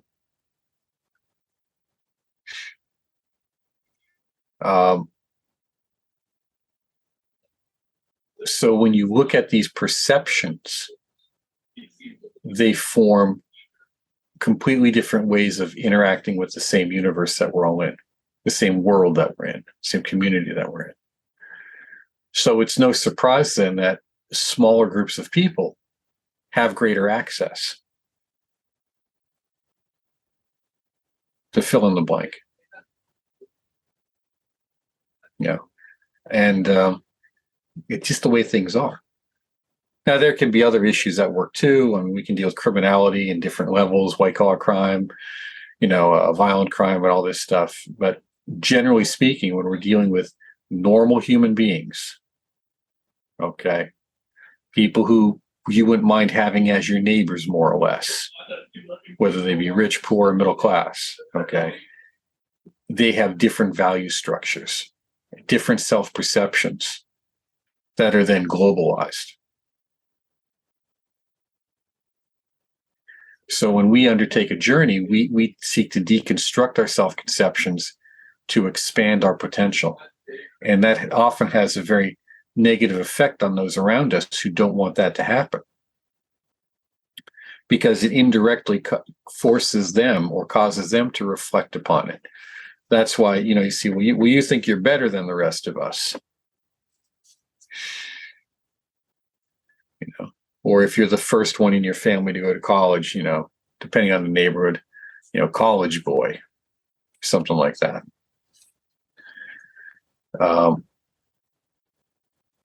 Or where do you graduate from? The school of hard knocks. Well, what every one of us did in different ways. It's a matter of, how did we respond to that education and that diploma once we got it? So I just want to make that clear. Groups, for the most part, do not evolve. It's individual organisms within them. And then as those individuals make those choices that go against the group norm, there will be tremendous, often at times, resistance to that individual in their path.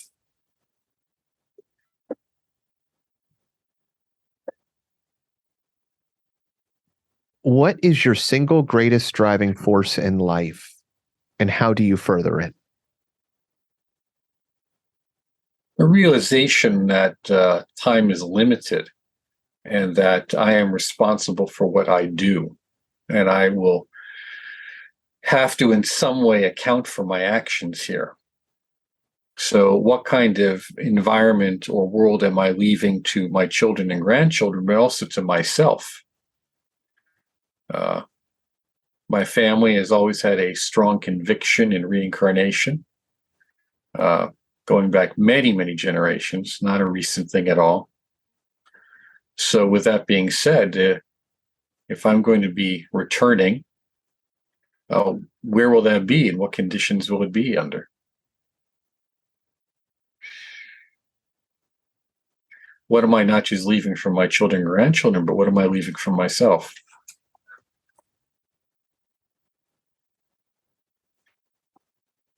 Yeah, I don't think we've had anybody answer kind of that fear of what you're leaving behind for the future.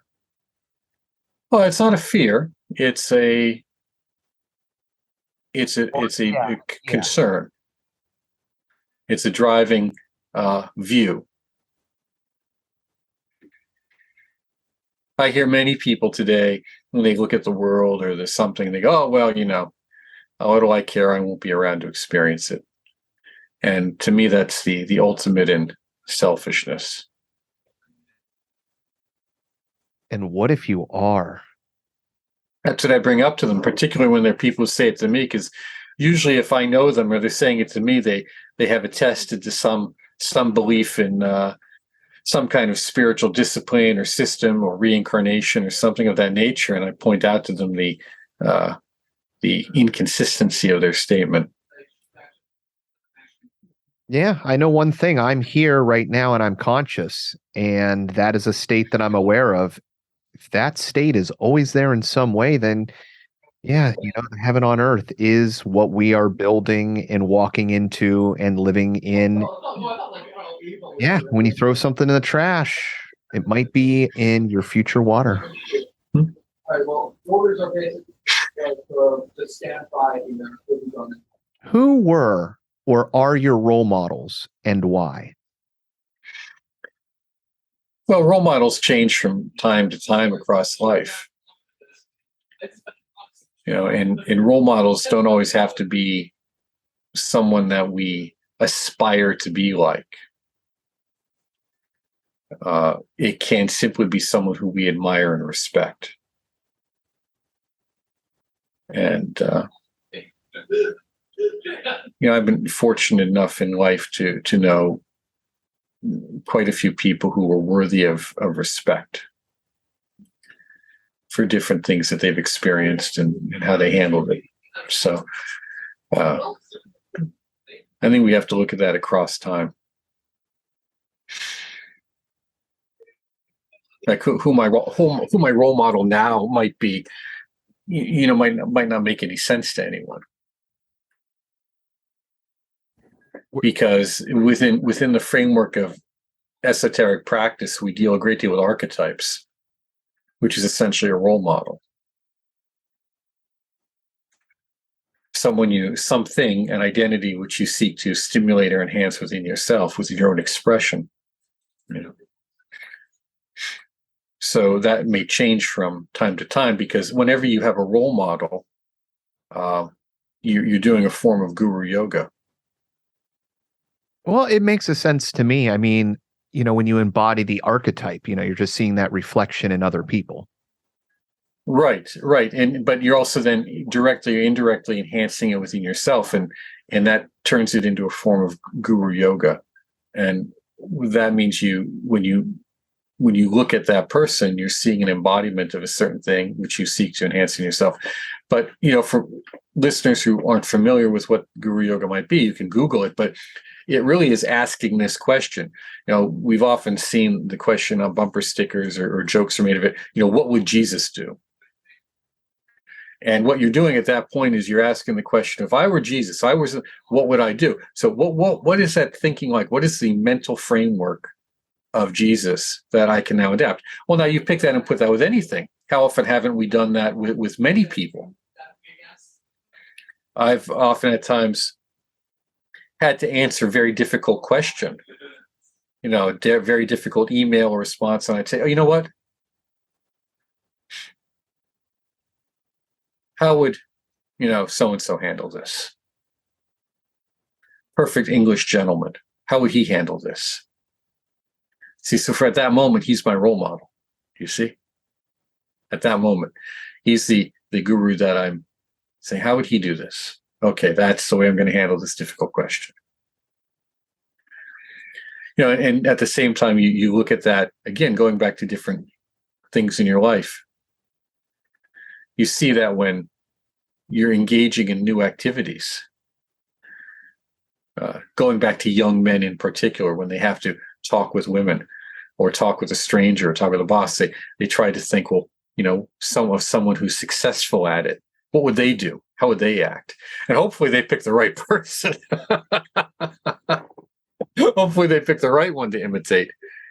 But, within my framework, that notion of role modeling, it changes.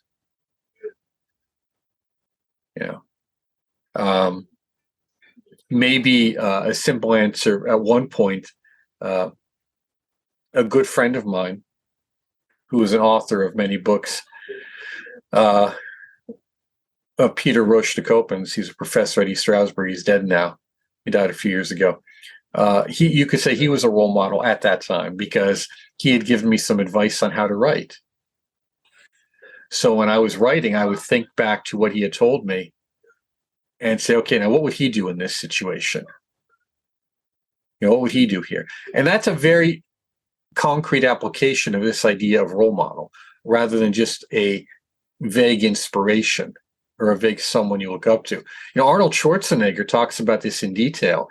That when he was a young man, he had these posters on his wall, these bodybuilders, and they were, constantly inspiring him. And I've known people like that in different arts and sciences. They have these photographs around them of the people who, that's who they want to look like. That's who they want to play like. That's who they want to be like, to constantly inspire them and drive them on. I like it. It becomes like a visual, like archetypal mantra. Yes, it is very much so. It is what they call meditation with support.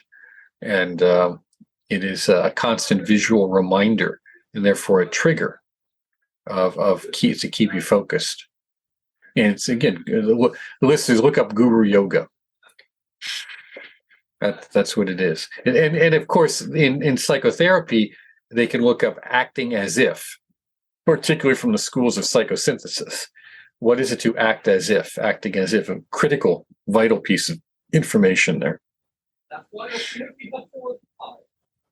What do you think about using yourself in the future as a role model? And then would you be able, because I know it's not a new concept, but what archetypes would you be able to apply to that, like yourself in the future? Like, would it just be perfection in general, or is there any specific ones that you can think of off the top of your head? Well, I don't know what perfection is, so I can't apply that. If I were to look to myself into the future, what do I want to be like? That means remember, there's no future. There's only the immediate now. So I'm bringing that forth within my psyche at the moment, even though it's in some crude and rudimentary form. And then I'm building it and strengthening it and enhancing it until it is stronger and more real. And that's, of course, what practice is about: sadhana, or ritual practice, or assumption of the God form, or in psychotherapy, acting as if. And as you bring that into greater and greater fruition, you build the habit patterns and make the synaptic connections, and through movement, create the muscle memory to make this increasingly concrete and automatic, so that it is essentially more real. And you see this in different schools of acting as well. So since I don't know what perfection is, I couldn't work for that, but I can work for something specific. And I would say, what is that? Am I more what? What do I want more of, or to be more like in the future? And in that sense, we bring it into the now. And by embodying it in the moment, even if momentarily, we're increasing our potential of its fruition to where it does become real. So you're looking at yourself now and you're saying, gee, I'd really like to be a successful radio host and have a nice upper end salary to go with that, and a good following, good rating. And as you work on that more and more, it becomes more real. But what happens is people give up, or they stumble, and they give up when they stumble. what happens to people who achieve it is they just keep going. They get up and they keep going more and more and more. And that's because you're going to die anyhow, so you might as well work for your goal. You see, it goes back to what are the existential crisis. When you accept that, when you accept the limit of death, then you're just going to do what your goal is anyhow,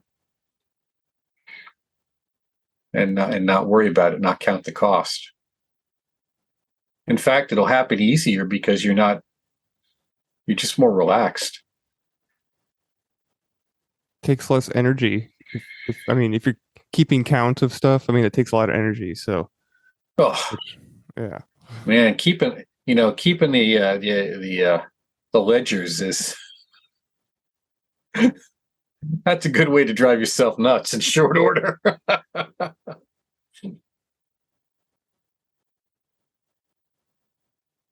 What quality do you most admire in a woman? Well, again, how old am I?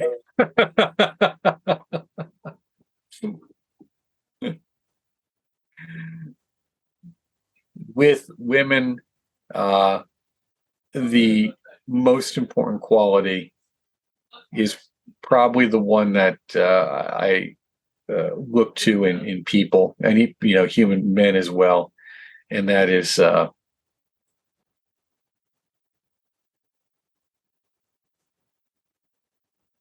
good, realistic self-assessment. Because if they're honest with themselves, they're going to be honest with you. And that doesn't mean self-effacing and false humility.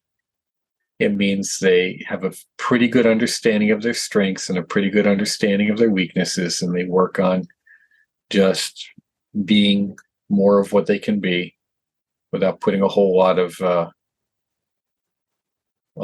virtue signaling on it. So with that comes a bit of a degree of humility. Honesty comes. I think humility and honesty, they're one and the same thing at that point. Self-reflection. It's a package. You really look at 3 or 4 things together. It's hard to just pick one out because they interact with one another. Yeah.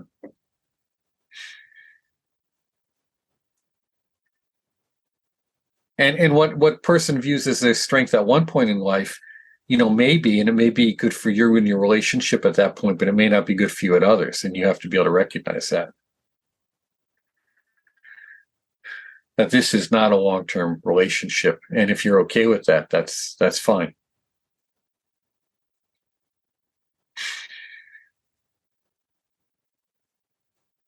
But honesty is really important, because real honesty, not just some kind of weird sense of brutal honesty or saying what's ever on your mind, but realistic self-assessments and assessments of others.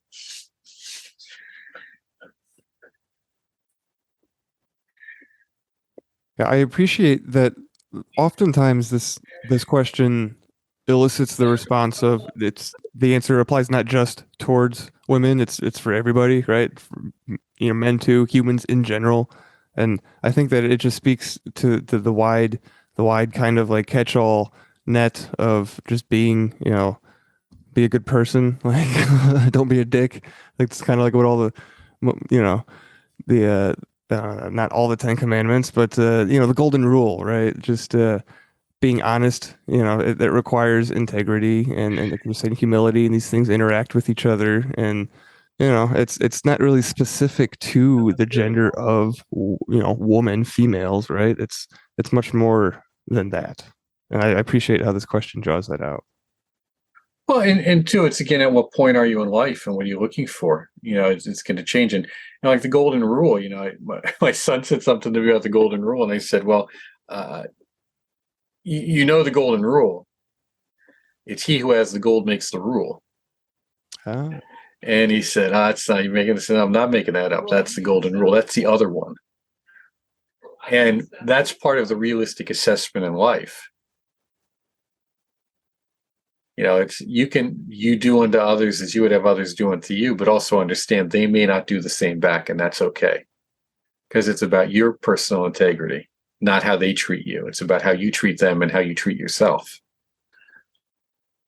Well said. But also understand the nature of power.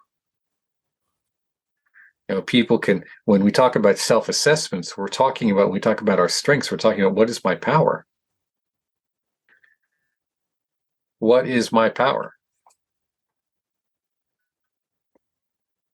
Well, that Alsatian girl I mentioned earlier, we already knew her power. And she probably had a few others too. But let's not pretend that's not important. Yeah, it's important to keep the realistic, like how you keep bringing it back to realism, and because it's very often it's easy for me to get lost in idealism, right? But having that a good check and balance to that is the second golden rule. He who has a gold makes the. I like that. Yeah. It's just the reality, and then so that way you're more precise in your dealings with people. You're more precise in dealings with money. You're more precise in dealings with power. You're not making guesses or assessments. You're not projecting your values onto others and then are terribly upset when they don't live up to them.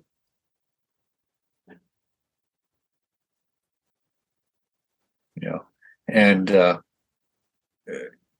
that's part of just getting a really understanding of how the world is and always has been. And it's not going to, and will always be that way too, no matter what. We often have very idealistic notions, very utopian ideals, which are every hell on earth was brought to us by a utopian ideal. National Socialism was a utopian ideal. I once posted 12, or I think it was 8 or 10 of the planks of the National Socialist platform for people, just to show them that, you see this? I know you agree with this. The devil's in the details. The devil's in the details. So what you see in this political platform, you think this is a great idea. Well, that was the National Socialist platform in 1932. So you have to be very careful. The Bolshevik Revolution brought us communism. What that bring us? 80 million dead at least? A lot. Yeah. So all of those were utopian visions, every one of them.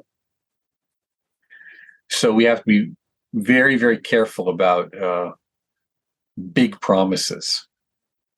And in my book, Egregores, the Occult Entities That Watch Over Human Destiny, full title plug, you'll hear me say in interviews over and over and over again, these religious and political movements abuse your goodwill. They manipulate and abuse your goodwill through utopian idealism.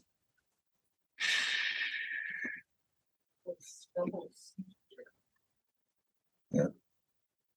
I mean, I'm in Pennsylvania, and I'm sure you're all familiar with the State Attorney General's report last year, I believe, on the Catholic Church scandal, the abuse of children. And, I personally met and was in meetings with several of the people in that report. So, how were those things covered up? How did they get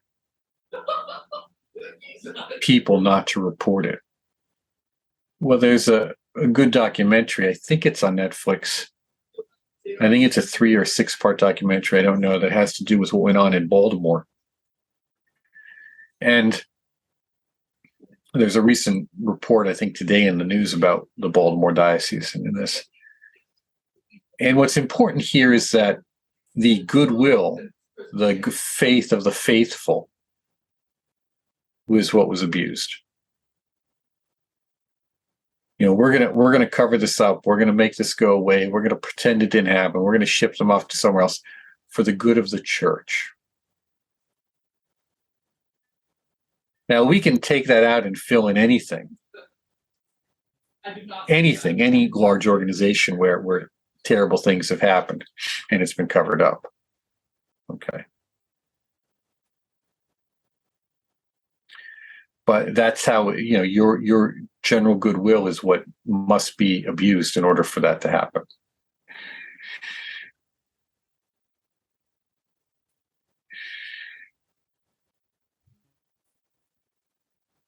What is the most courageous thing you have ever done or seen in your life?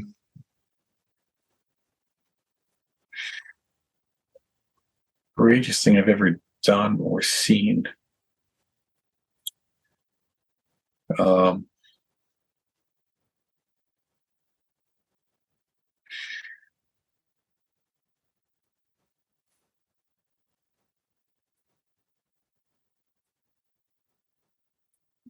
Well, I think maybe within the framework that the listeners can most identify with, of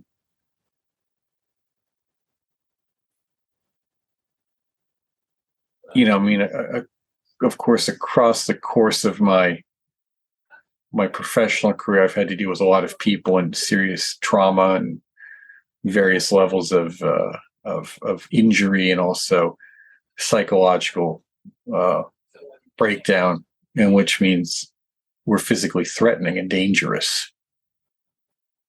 They were a threat to themselves, to me, to others. We've had to deal with them. And probably many of your listeners in the mental health field or in law enforcement, they deal with that regularly, so they're familiar with that. Or any of the emergency services, really. Any, firemen deal with it all the time.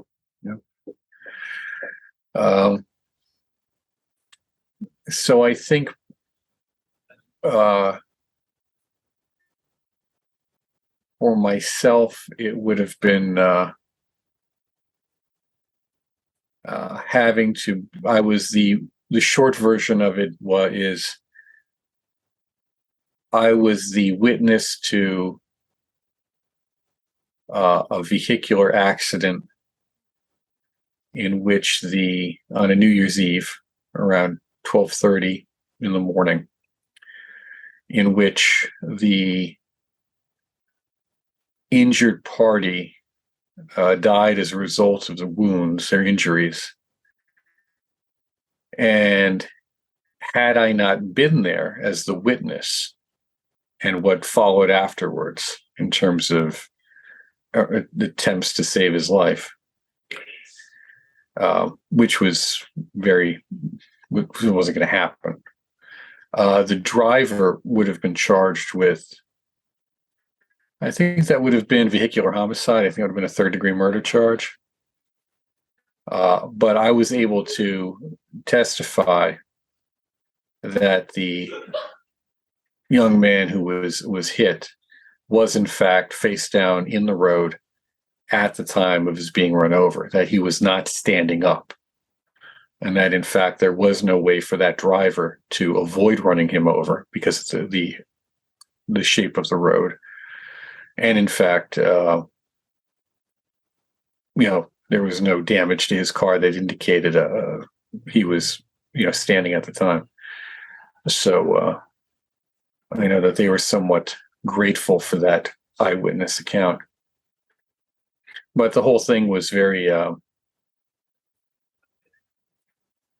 involved. There's a great deal more being involved in that.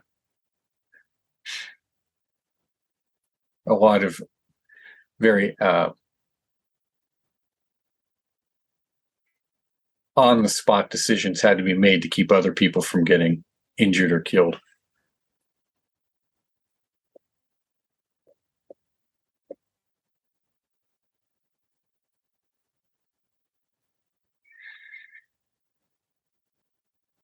That's I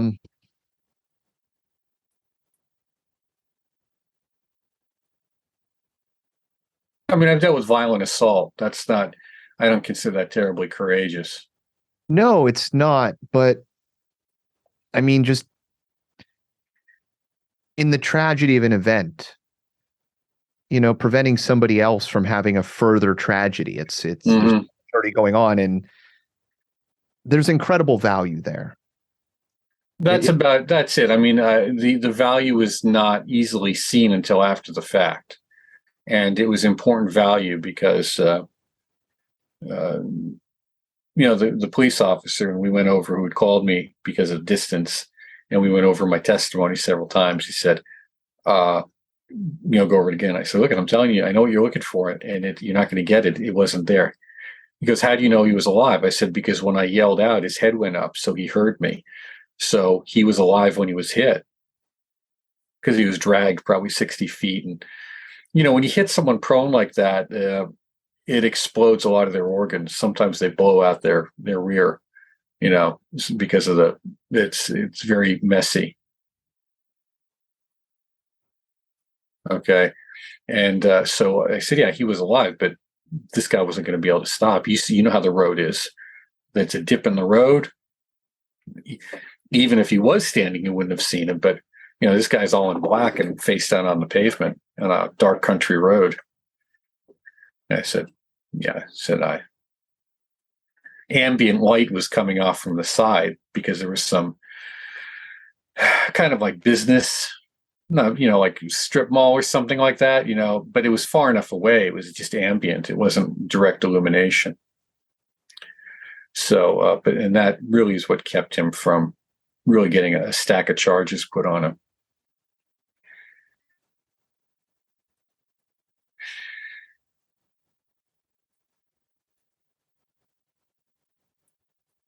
A lot of people and a lot of trauma very quickly in a site like that, and had to manage it. I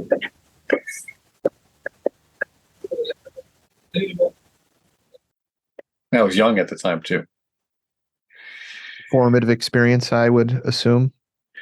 Oh, sure.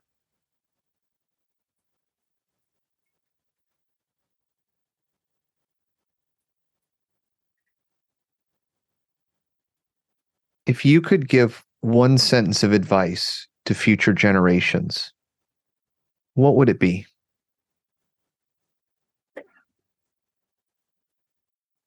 Know thyself.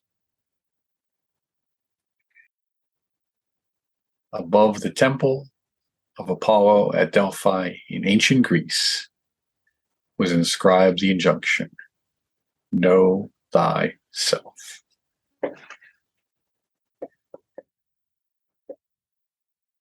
That's well said too. Survived for that long anyway, right?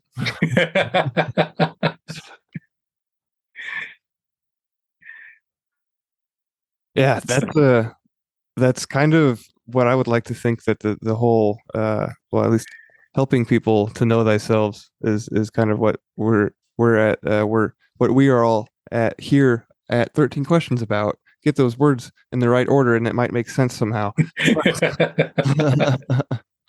And Mark, you mentioned your book Egregores. That is really it's the book that I was introduced to you from, and then we later met on Owen Hunt's show, Blue Collar Mystics, and that is. I just want to thank you for that. Is you were saying that people tell you that this book changes their lives most, sometimes, often, and that I'm included in one of those in that group. So I just wanted to express my gratitude for that book in particular, and I will definitely be checking out more of your books very soon because I'm running out of books in my house that I haven't read yet. Well, thank you very much. And the thing about the egregores is that it describes experiences that people have had and they couldn't put a word to it. And when you can put a word on something, it allows you to conceptualize it and make it concrete. Now you can manage it. You can play with it. And even though it's an old word and we say it poorly because it's Greek and we anglicize it, the fact is that when they read it and they say, oh, yes, that's exactly what I experienced. Yes, that's what my friend went through. Yes, that's what my brother or sister went through. Yes, that's the experience right there. I get it now. That's what was happening. I knew it, but I couldn't, I wasn't certain. I didn't really know because I didn't have a word for it. So I didn't know if I was just making it up or was it real? And then they say, now I get it. That's what was happening. That's And so they- true. Being able to put a name to something, like, or just, identify it, and then you do just a great job in the book, but it's very clarifying. It's empowering too, because it just it makes you, realize that your power is within, right? Not outside. I mean, it can be outside if you choose for it to be, if you give it away, right? But yeah, having knowledge of these things really is half the battle, it seems like, right? Because once you know about it, it's a little bit easier to deal with, right? Oh, it's once you know about it, now it's simply a matter of the choices you're going to make. You realize, oh, this is what's going on. Okay. It's like anything. It's like any healthy or unhealthy relationship. And really the book, for the listeners, if you want to take it out of its metaphysical context, and I encourage you to do that, it's really about what is your relationship to groups? And is that group relationship healthy for you or unhealthy for you? And then how to adjust to it. Because I'm not telling you to throw out groups altogether. Early in the show, we said, join these groups. They're good for you. They can help you. But there are others which are going to feed you a lot of idealism and a lot of notions. And you can say, well, is this what I was promised? No. But then you ask the question, and there's always an excuse as to why. It's like communism. This time we'll get it right. This time it'll be different. Well, it's that way with a lot of religious and political movements and so-called spiritual movements. So, which is where this happens most often. It can happen in other instances as well, but those are the most common. Okay, that's why I mentioned them. And hey, now you get to decide. You know what? This is not a good relationship here for me. So, I'm going to go find one that is.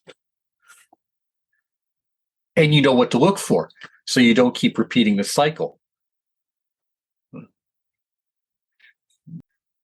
Yeah. I really appreciated the you kind of gave a little equation, and it was a rough equation of the amount of time that it takes for you to detach from an egregore. That's something that's very interesting, especially on a more personal note for me, I guess, is the family egregore. Like, I recently moved away from my hometown, right? So dealing with homesickness and that the egregore surrounding that has been very I don't know. It's been a roller coaster, right? But having your book, being, it's helped that, because, like I said, being able to identify things really helps them to be managed more easily. But yeah, I feel like I'm talking a lot now. So, Adam, do you have any last minute? Bill, I'd like to thank you for coming on 13 Questions tonight. No. Yeah, what Bill said. Well, I hope this was worthwhile and informative to your audience. Oh, absolutely. Yeah, thank you again for coming on. Time, like we talked about time in this episode, it's something that we don't ever get back. So thank you for spending a little bit of it with us here on Friday. You're very welcome.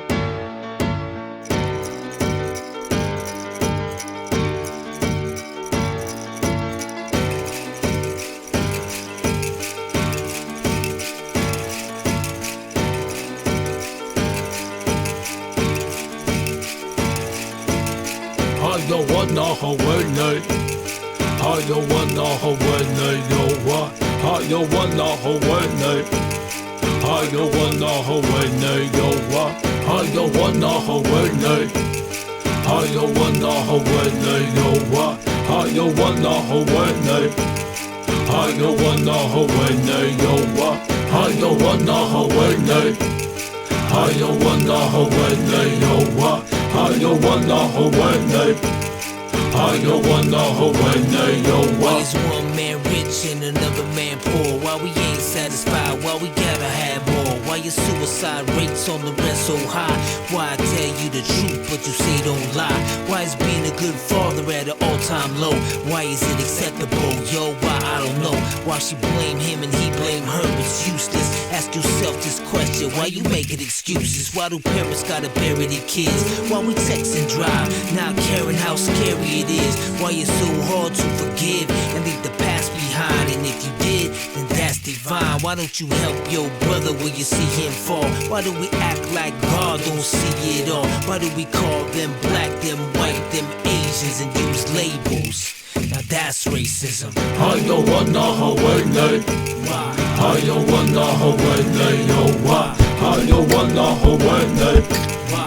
I don't wanna Hawaii. Yo, why? I don't wanna Hawaii. Why? I don't wanna Hawaii. Yo, why? I don't wanna Hawaii. Why? I don't wanna Hawaii. Yo, Why is there innocent people locked up for life, while some people can't say nothing nice? Why do we always gotta question what all of it means? And why won't you follow your dreams? Tell me why. The night when you took my dad, why'd you let me see my grandpa cry? And tell me why. And why do you choose to hide, even though you was born to fly? And tell me why. And why don't we turn from all the hate? And why don't we learn from all mistakes? Why do I keep on wrecking these fat beats? And teachers don't make more than professional athletes. And why? And why? And why? And why? And why? And why? I don't wanna Hawaii. Why? I don't wanna Hawaii. Yo, why?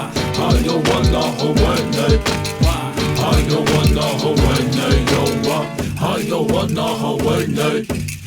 I don't wanna Hawaii. Yo, why? I don't wanna Hawaii. I don't wanna Hawaii. Yo, why?